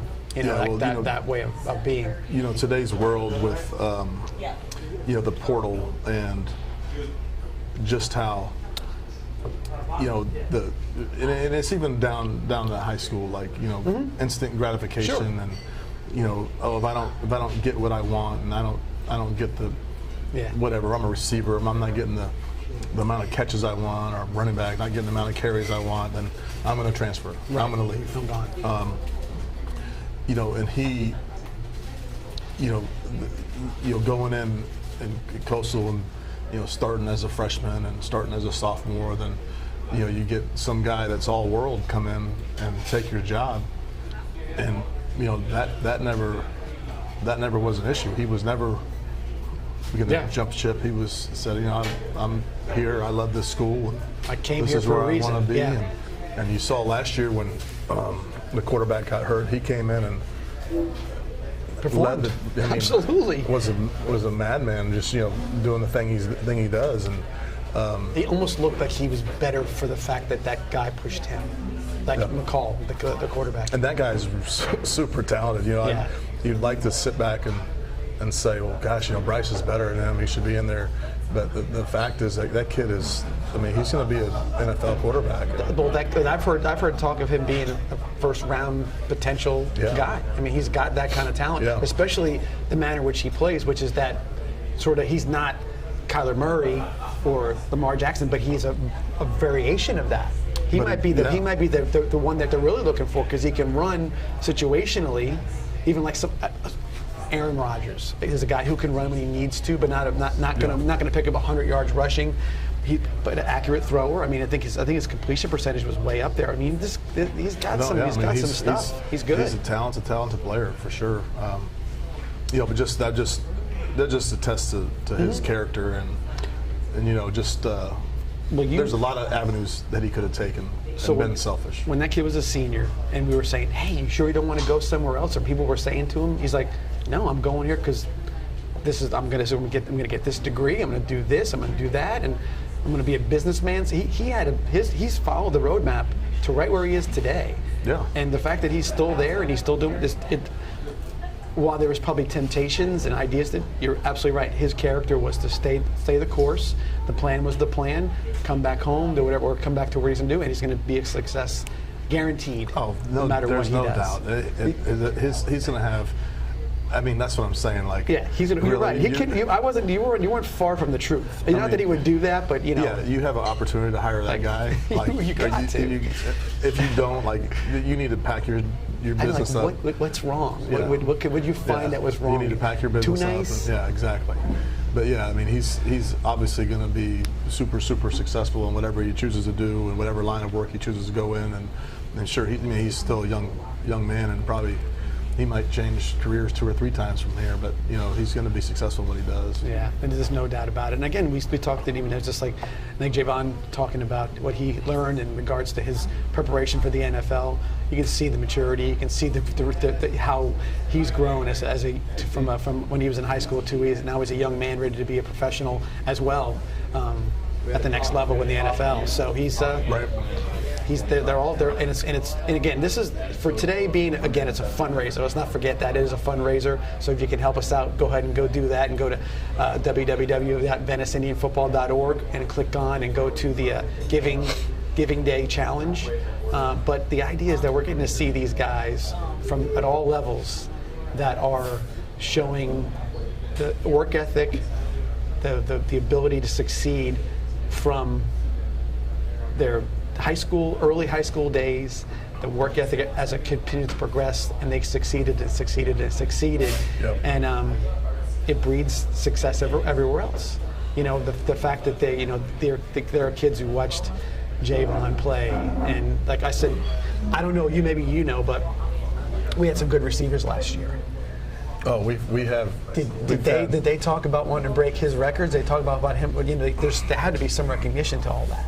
Well, yeah, there was. You guys take care. Thanks, guys. CJ. Yeah, they didn't talk about breaking his records. They actually said. How did that happen? How did that happen? And how did he do that? And they were asking, well, what were the touchdowns he had? And I was off. I was like, I'm not sure. He's 31.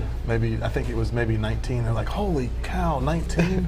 How did you have 19 touchdowns? And then I looked it up and it was 31. And I'm like, it was actually 31. So, all right. So we got Coach Slayton. Coach Slayton, yeah. So yeah, we're James Slayton, County Athletic Director. Seems like he looks like he's cruising around somewhere. We get a chance to talk to James. Do you think he knows the routine? He knows what needs to. Well, I don't know if you read. I don't know if did you put it in the email to. Okay, so you'll be able to tell when it's your turn to talk because we won't be able to hear, or no one will be able to hear until the picture flips to you. If that makes sense. So. I guess I'll start. So, James, just kind of tell us if there's anything new going on in the county or anything exciting as far as athletics or any new hires for as head coaches and any of the major sports that you can kind of update us on. Yeah, there's actually, this has probably been the most, at least in my tenure since I've been here, for boys basketball. Venice, Riverview, and Sarasota all hired new basketball coaches for boys. So that was big. And actually got some real quality guys, including BJ Ivy, who was at ODA, previous Riverview coach, previous teacher of the year in the district. And he's the new Sarasota High coach. And then they've got a new coach at Riverview now, and then also at Venice. Just hired a new coach at Venice. So boys basketball has been a lot of turnover. New girls basketball coach at Sarasota High. So yeah, it's been a lot of turnover in basketball, football. Got a brand new football coach, Scotty Littles, who's also the athletic director. And in his short amount of time there has really brought some excitement. And I think they went into spring with the low 50s, which is not maybe similar to what you have Coach Peacock here at Venice, but compared to where they were this time a year ago, he's brought some excitement there. So yeah, a lot of exciting things. As far as district wide, we're continuing with our projects for turfing every field and rubberizing every track. And Venice is scheduled to they've already got their rubber track, but scheduled to get their turf field after next season. Not this coming season, but the following season, Venice will get their turf field. So that'll be exciting for you all. Oh, I thought we were 2 years out. Well, that's good news, I guess. I always said that we had our Danny Kozel that does our field always said that I don't think we need a turf field, but I think the problem we're running into now is you have lacrosse and all these other sports that are on the practice fields that it's just like there is you should see the practice field. There's holes. I can imagine because they stand in the same spot. Yeah. Because of the goalies. So they all stand in the same spot, and it makes a hole. Well, that's pretty cool. I think Scotty Little's definitely has sparked some interest, and he seems excited and ready to go. I think we'll see a big change in Booker. And like we've always talked about, like when I first took over. That's the one you wait. That's the diamond in the rough right there. We were always trying to be to get to where they were because they were consistently 9-1 and they were the best team in the area. Right. And I always said, I'm trying to get where Fred Gilmore is. And then all of a sudden, Fred was let go, and then it kind of just. It's been on a slide, ever since. But I think it's a gold mine to be there, but it's obviously gonna take some work to get it exactly where he wants it to be. But I think we'll see some immediate improvement for next year. Yeah. Hey James, a quick question. Do you ever miss being on the sidelines? I mean, former basketball coach and now administrator. Do you ever want to get the juice to get back there and want to coach again, or how do you feel about that? Yeah, I don't think it ever leaves you. It was probably one of the toughest decisions I ever made was deciding to step down as a coach because, I'm sure John can tell you the same thing. A lot of your identity is built into that, that title as coach. And that's kind of what I always felt I was. I knew I wanted to be a coach. Really in the ninth grade. In the ninth grade, I knew that I wanted to be a high school coach. But, the opportunity came at the administrative level for, county athletics. And it actually was a goal of mine early on in my career to be an athletic director. And when that presented itself, it was almost like, you don't get many of those opportunities. We don't have a lot of districts in the state, and a chance to lead an amazing district. And when I say an amazing district, we truly are as good as it gets. Not only, and I believe this, not only in our state, which athletically is as good as anywhere in the country, but also I believe nationwide. I mean, we have it all here. We've got it academically, we've got it athletically, and now we're starting to really increase our facilities. We'll be one of just a couple districts in the state of Florida that will have all turf fields and all rubber tracks. And so there's a big emphasis on athletics. Even though we're what would be considered a mid-sized district, we have tremendous success across the board in athletics. And, it's great to be a part of it. And as far as missing it, I still get my toes wet a little bit coaching at the Y or doing some clinics. I'm actually working with my daughter and a group of young girls doing a clinic right now a couple days a week. And, so I'm excited to still be a part of it, even if it's at a lower level, but it's something I don't think I'll ever leave. I have a question. So with that being said, and the success of the county in certain sports, obviously there are certain schools that are better in certain sports than they are in other sports as well. So Clyde Metcalf at Sarasota with baseball, and Craig and at Venice with baseball, and Wheatley and with volleyball. Is that something that that our county, our administration is something that they're proud of, and or is it just a byproduct of that's just kind of what we do, or is it something that they, they're happy about, I guess? I think it's probably a combination. I mean, it is a byproduct. Obviously, we have phenomenal coaches in our district, you included, Coach. And, but I also think we have some of the best athletes in the state, maybe it's a combination of extremely proud. One of the things that I started doing, encouraging our board to do when I got hired, was recognize all state champions, whether they're individual or team or academic.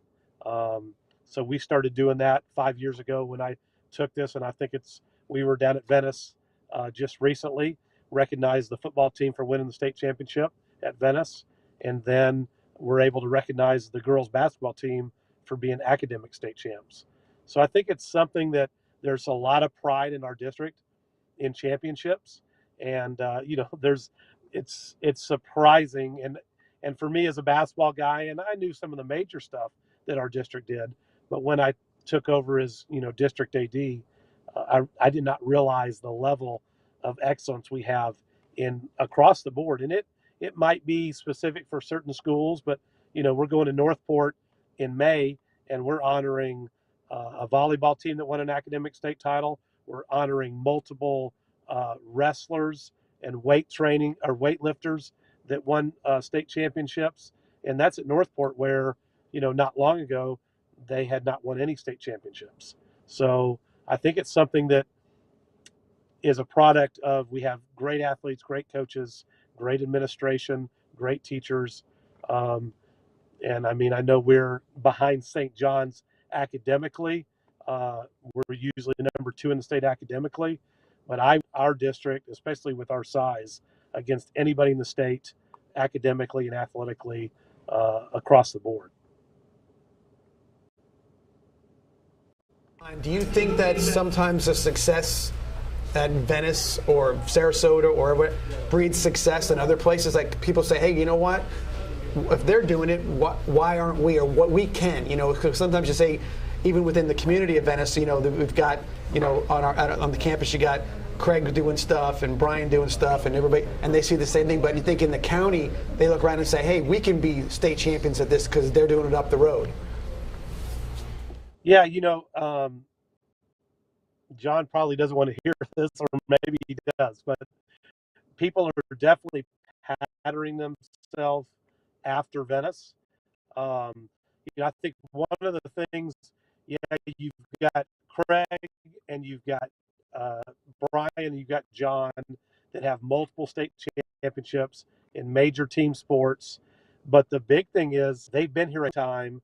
They're community. They're vested in the school. They have assistant coaches, and they're with them. And I think that's that's kind of the puzzle that everyone's trying to figure out, is how can we, duplicate some of those things. Get our coaches on campus. That's a huge thing. They just hired a new basketball coach at Venice, and they've had some, over the years. But having somebody there that's walking those halls, that's with those kids, is huge. And I came from Alabama, and then I've also coached in Georgia, and that was big there. And here in Florida, it's not as big, or it's not as common. But I think it's something that all of our principals and our administration is realizing the importance of having on campus, and not only success on and off the field and court, but also in the classroom with their character. Having those men and women on campus with those kids year round, I just don't think it happens as not, and it goes that you're going to have people with those kids all day, every day. You're exactly right, and when you win a state championship, they actually go speak at all these clinics like you're a better coach than you were the year before. But that's one thing, and that was one message that I was trying to relay to these younger coaches is it takes time. It's not like we showed up in 2007 and started winning state championships. I mean, 2007 we were 8-4, and then we never made it past the second round for 12 years. 10 years. Yeah, 10 years. So it took us 10 years to get past the second round. I said, but I explained to those coaches, like, I've had the same assistants throughout that whole time. Maybe one or two leave, but really, like, they don't really leave. Coach Bartlett's not coaching, but he still helps out with us, and he's still part of our program. But it takes, for one, it takes time and two, when you have some continuity, everyone starts to see the goal. I don't think my first few years as a head coach, I'm not sure. I know for a fact all my coaches weren't 100% on board and like trusting what I was trying to do. There's always second guessing, or like, oh, maybe we should do it this way, and not in a bad way. It's just kind of human nature to want to try to do something how you would do it. But I think now, I think my staff, 100% is trusts what I'm trying to do, and we're all on the same page. I say me, it should not just me, but we all trust each other. And we all, I let my coaches coach their position, or coach Coach Shannon's in charge of defense, and we got people in charge of other special teams, and I let them do their thing. There might be a couple situations where I say, hey, we need to get this kid off and put this kid on, or maybe there, but overall it takes time. And you're right. I mean, if you're not there around those kids, and you don't have those assistants on campus, it's tough. It's dang near impossible. I can't imagine being on Venice High School campus and me being the only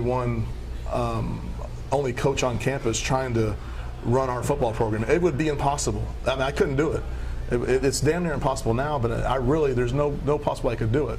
So I think you're exactly right. I think once people start understanding that, and keep coaches in place and understand it's a process, and you've hired somebody and you've hired them for a reason, give them some time to get to where they need to be, because it might not be 3 years, and Scotty Little's, he may have made a huge amount of progress, but it might not look like that on his record. He might be playing different people, and there's a lot of things that go into it. But I think you're exactly right as far as building programs and getting coaches on campus and all those things. But you had a question? Yeah, question. James, have you seen, is there any sort of algorithm or some sort of way of comparing that where athletics success leads to academic success in some ways with the kids? Is something the county looks at and says, hey, you know what, that program is successful athletically, but academics are following, or they work in unison together? Is there anything that you've seen in that from the county level?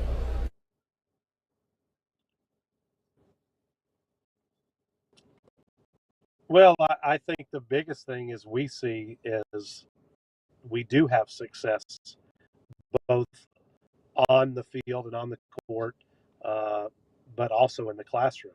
So I do think it goes without saying that, especially when you have solid programs, you have high expectations. You're not going to be able to make it if you're going to skip class, skip school, not do your work, not be a good kid, be a good representation of that school and community.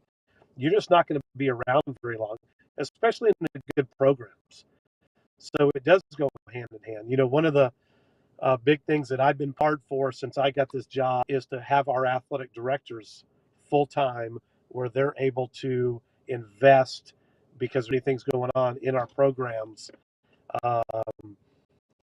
And one of the things that we're putting a focus on is working hard with our bottom 25% athletes, those students that are struggling a little bit academically. And for most athletes, if it was athletic, we would not be where we are today. And I use this, and I've used this for years. Athletics is not life, but it is a tool to teach life skills. And without athletics, for a lot of our kids, they would not be successful in the classroom. They would not be successful in the community. There's not that carrot there. For a lot, you can say, well, that's not right. But athletics drives a lot of kids to success. And, for me, I was the first person in my dad's family to go to college. And it wasn't because anything special about me. It was because great men, his coaches, that held me accountable. And I went on to do so athletically. I feel like I'm a pretty good dad. I feel like a mother. I'm a pretty good friend. Those things weren't learned from the classroom necessarily. They were learned from my coaches. And I think it goes hand in hand. Well, I think I totally agree with that because I think there is a correlation, and I think sometimes there's some negative connotations about athletics and different things. Some people don't really think it should be given the the attention it gets a lot of times. But I think a lot of times they're not looking at the bigger picture, like you just said, that there is a correlation to that. You're motivating, you're teaching success, you're doing different things. And again, you're right. Athletics isn't life, but it does give you the tools or a tool to be successful down the line. And I think that's something that sometimes falls a little short in the greater community. Sometimes they just see it as a certain thing, it gets a lot of attention, but it does have a lot of real influence over a person's or a young man's or young girl's success. I really believe that. Yeah, it's hard because, obviously we're academic, we're students first. But you take athletics out of our schools, and I just think it would not be the same place that the same great schools that we have now without athletics. And, for a lot of our kids, it starts out as the reason why they come, or the reason why they, do their whole reason why they be respect. But I think what happens is their DNA changes and it becomes about who they are. And, John can probably talk about that with their culture. He probably gets a lot of kids that come into the program that aren't all in yet. But by the time they leave, if they're able to make it through, it's very obvious that they are all in. And I think that culture of being a part of something bigger than yourself can absolutely change a kid's life. And, kids are going to make mistakes. I mean, they make them every day. We make mistakes as adults. I've always said there's only one perfect man to walk the face of the earth, and it's not me. So we're all going to make mistakes. But at the same time, hopefully our kids are striving to get better. And it's because of, great coaches and teachers in their life. That's funny because that's another thing I spoke on is culture, and the way I explained culture was, everyone talks about, we want to have this culture, and what does that mean? And to me, it is the pressure that a player feels when they come into your program to do what's expected of them. The pressure that they feel to do what's right on a daily basis. And to me, that's what culture is. If you don't have that when a player enters your building that has any pressure on them to do what's right, then you're lacking in your culture. You know what I mean? So a lot of people talk about culture, and you're like, well, what is culture? And they don't really have an answer. Well, that's kind of what I've figured out what I want our culture to be, and that's the pressure that a player feels to do what's right. And now that they're not always going to buy into that culture, and they might buck it, like you said, but eventually,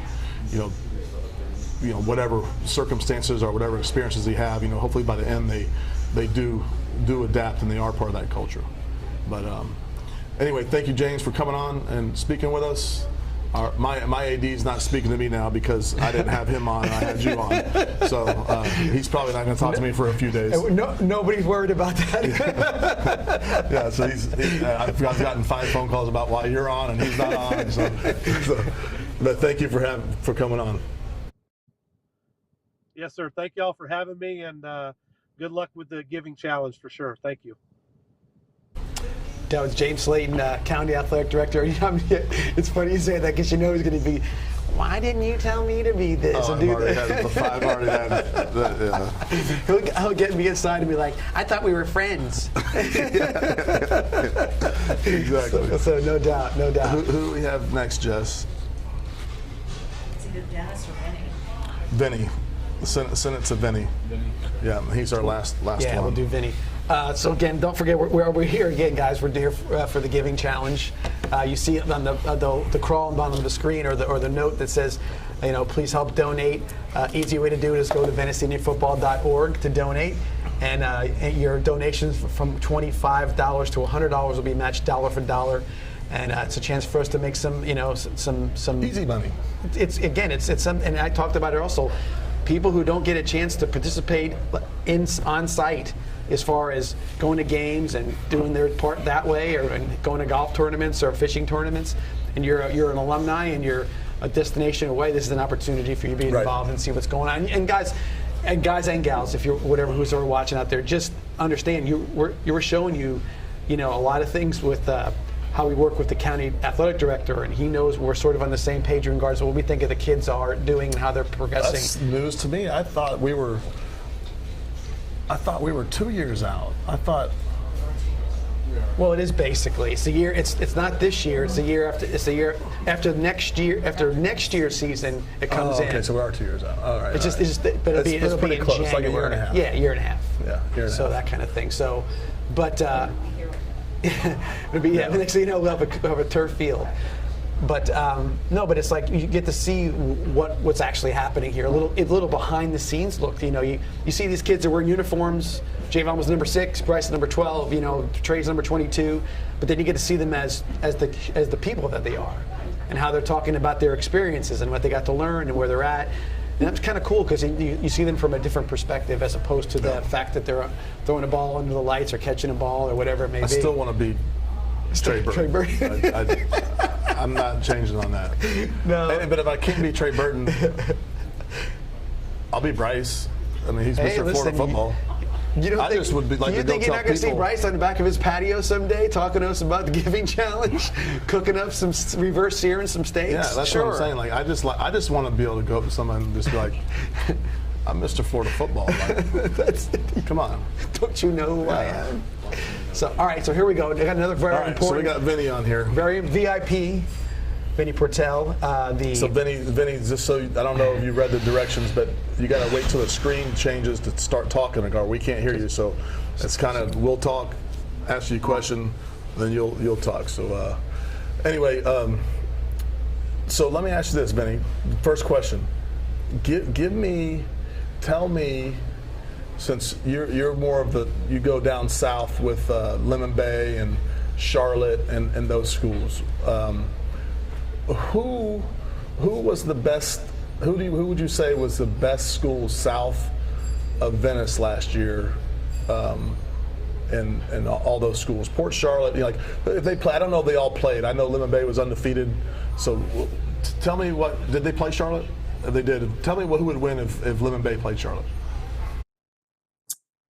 If Lemon Bay played Charlotte, I'd have to say Charlotte, just because their run game seemed unstoppable. Their front seven was so good. I don't see Lemon Bay doing what they typically do against the schedule that they played against Charlotte. But you never know. It could be a toss-up. But Charlotte was probably the best team, just because Lemon Bay was smaller. They're a smaller school. Port Charlotte had a bunch of sophomores. They weren't ready. So definitely Charlotte.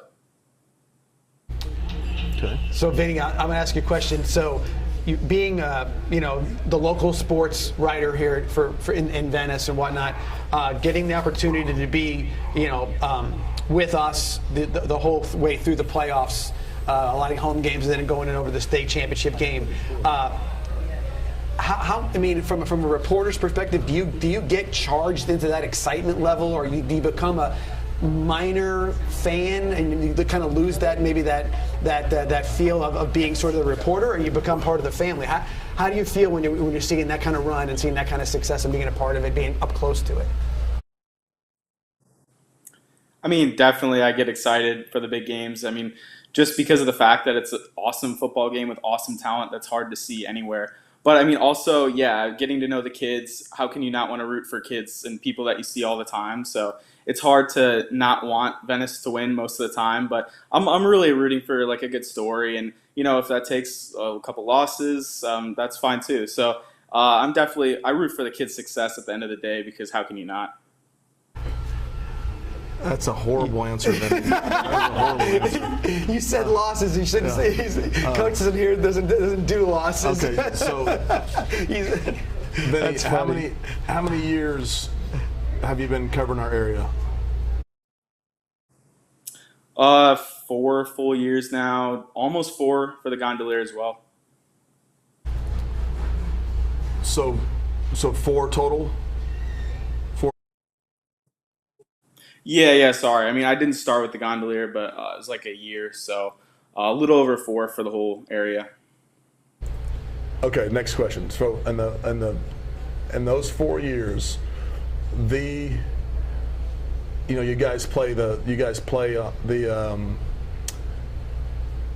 fantasy thing with you guys. So without talking about points, but the best player, the most dominant player that you've seen in the last 4 years in our area.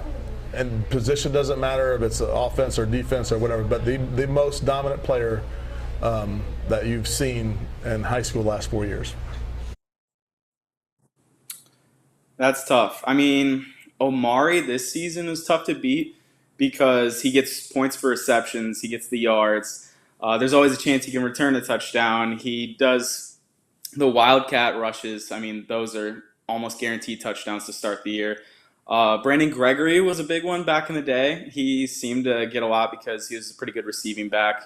Outside of that, hard to say. DJ Escort was a stud this year. Lemon Bay's had a couple guys like Jason Hogan just because they play a weak schedule so they can score like 50 touchdowns a game, and hard to pass that up. But those are probably the big ones. Okay. Not putting points into the equation. The most dominant player. Who are you? You're an NFL guy. You're drafting. Who are you drafting from our area the last 4 years? Who's your number one draft pick to start your team? I mean, if you're saying purely talent alone, from the last 4 years, Malachi Weidman. Even for fantasy, maybe him, just because he put up crazy stats, and you never know, he could have a 3-4 touchdown game. That's pretty funny because I was asking myself that same question, and that's who I would have said. Obviously his numbers were good, but if we had a pure quarterback back there, like, it could have been really silly. He could have been really silly, and he was definitely a freak of an athlete, and it would have been crazy to see him with a Ryan Brown or Brooks Bentley or someone that, or even Colin Blazek, with those guys throwing the ball. Holy cow! That would have been fun to see, and fun to see what we could have done. Yeah, I always thought that I wished, he would have been a year or two earlier for Hayden, or would have been a little held back for Colin or something like that. But at the same time, you guys needed a really big deep threat like that with Stephon running the ball most of the time. It had to keep defenses honest. So if you're going to have a guy like that, it was kind of a perfect time to have him in some way to look at it. So, Vinny, we've been talking to Coach Wheatley, Coach Faulkner, Coach Peacock about culture and like environment or certain things that certain teams have. Around the area, like let's say you say, oh, Venice has a great volleyball and football atmosphere at their games. What other places around the area have like you got to go see so-and-so softball team or so, because they get their team and their fans are fired up. What other places outside of Venice do you see like a destination go-to game in other schools? I mean, anytime Port Charlotte and Charlotte match up in pretty much anything, I'd really encourage anybody who likes high school athletics to go see that, because it's like true rivalry. They're always really close games too, especially in football. It seems to be like a one-score game going down to the final minutes, so that's always fun to watch, even if you don't care about the teams. And then one team that really like rallies a lot of fans is DeSoto County, because Arcadia really gets up for sports, and it's not so often that they have like a really great team. So when they do, it's really, really cool to see. I was gonna say Charlotte and the Port Charlotte games, but it's funny because DeSoto, when I was in high school, they were good, really good. Yeah, really good. Like tough, like really good football team, and even I want to say when I first got into coaching, like in '99, they were a pretty good football team. Because you got to figure they were all going from a large area to that area. Yeah. It was like again when Northport was coming to Venice. Right. You had all that was all that one area, and DeSoto had the same thing going. I think DeSoto and like Charlotte, they had the same kind of setup before they started adding schools, for sure. So Vinny, what schools have you been by to see so far in spring football? I know you came by us Who else have you seen? Anybody? Well, we're splitting it up. Me and Pat Obley, the sports editor.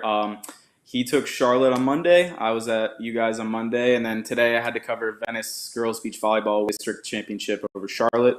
So I couldn't make it to any football practice today, but going to Northport tomorrow and Port Charlotte probably Thursday or Friday, and that'll round me out for the week. So preseason poll of the teams that you cover.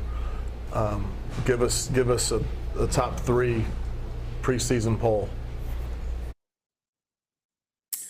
Venice, Port Charlotte, Charlotte, with like an asterisk on Charlotte because I have to see their quarterback situation, but that's how I'd rank it right now. Well, you're going with Venice. We lost everybody on offense.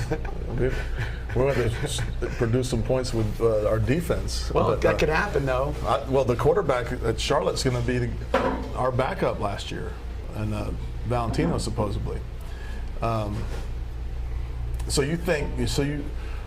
So you're going Port Charlotte in front of Charlotte. That hasn't happened too many times over the years. I mean, it's always Charlotte's been sort of the hammer. Obviously, since England's got there, it's been he's been closing that gap, but it was a long time that. Yeah, it was they didn't win for years. Yeah, no doubt. Okay, interesting. So let me ask you this, Vinny. What do you give me your preseason final poll for 4S. I mean, I don't even know 4S, but I'm just going to say Venice at the top. I mean, Venice ran through 8A, and 4S doesn't really look to be harder.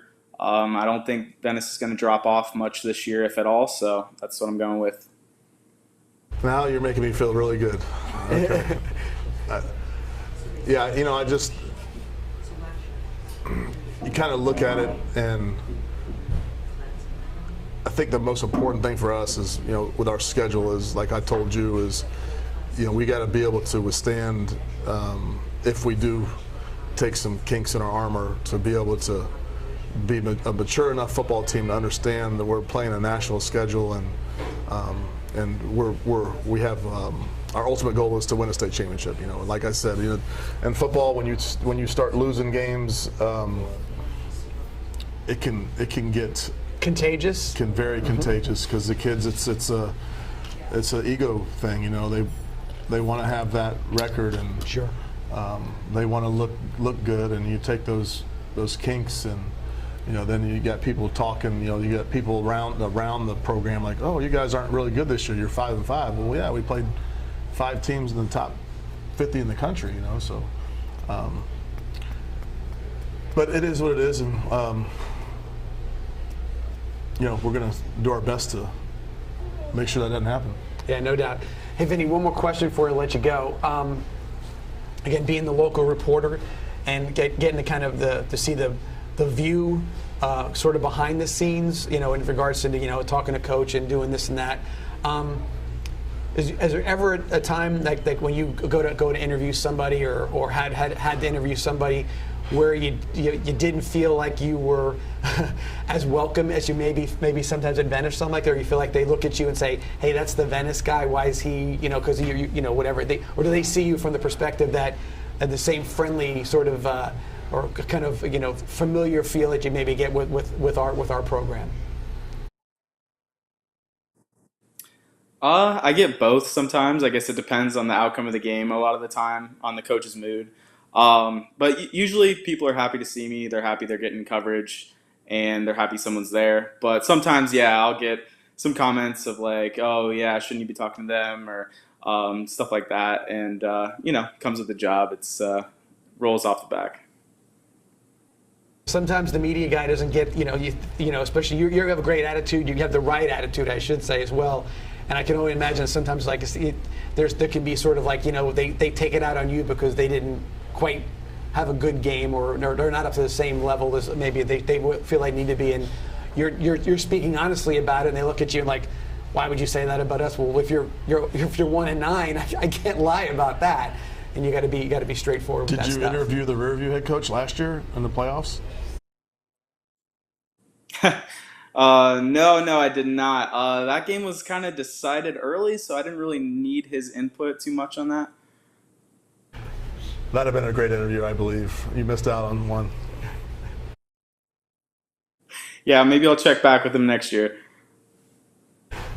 Vinny, we thank you for coming out tonight and helping us out with our Giving Day Challenge, and look forward to seeing you at spring game, and looking forward to seeing you obviously in the fall as well. Can't wait. Thanks, guys. All right, Vinny Portel, Venice Gondolier, sports beat guy, writer for us. And I will say something about Vinny. He really is a good guy. I mean, yeah, for sure. He genuinely is there to do his job, obviously, but he's genuinely there to he feels it like we feel it sometimes. You can see when it's not going right.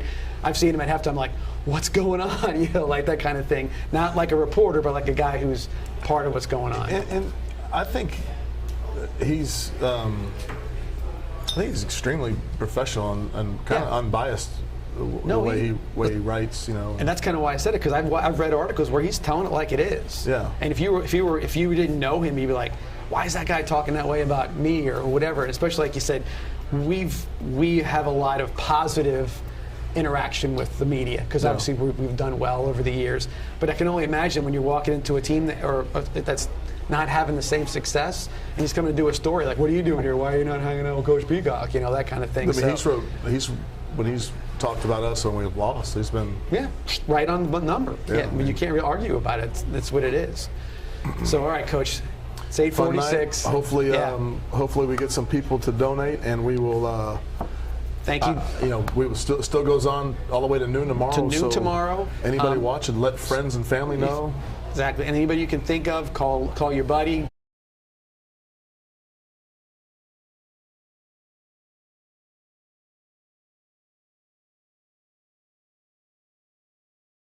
Okay. So we got Carlo and Chrissy Negro at $250. Thank you very much. Keith Miller, $50. Paula Bentley, $100. Cindy Beck, $50. Bobby Morris, $100. Michael Peevely, $100. Lisa Wilson, Damon Wilson, and Damon Wilson, all $100. So once again, thank you for all your donations. For those of you maybe who we haven't seen or you're going to get it later on, we will make sure that we'll do right by you and thank you in some way when we can. Yes. With that, thank you to Joey D's. Probably about 10 minutes from now, they're going to be closing the doors, so we got to get ourselves out of here. But we thank them as always for being a venue for us to do these kind of things and doing our coaches show and podcasts and whatnot, and providing a little kind of a cool place to hang out after the games on Friday nights as well. So thank you to Joey D's. They do a great job, and we appreciate them. And Coach, thank you, obviously, and thank you, Jessica. Thank you, Francis, and Vibrant Aspect Media for doing this tonight, as always. And look forward to seeing you guys. Keep looking at the newspaper and everything else, because big spring game. The progress of the team will be seen on the 19th in Lakeland, 7 p.m. So be there for that. And the 22nd, also for the ring ceremony at the VPAC, right? Ring ceremony, awards banquet. Awards banquet. Probably will last an hour and a half. Just so you're not open to the thinking public. It's going to be a 4-hour deal. Hour and a half. Last celebration for the 2021 team, and then 2022 is on after that, and it's the 22nd at 2 p.m. And again, also don't forget, we'll have more information. We got about the fishing tournament as well. Look forward to that, and we'll look forward to seeing you guys at the football games. Thank you very much. Go Indians. We'll see you soon.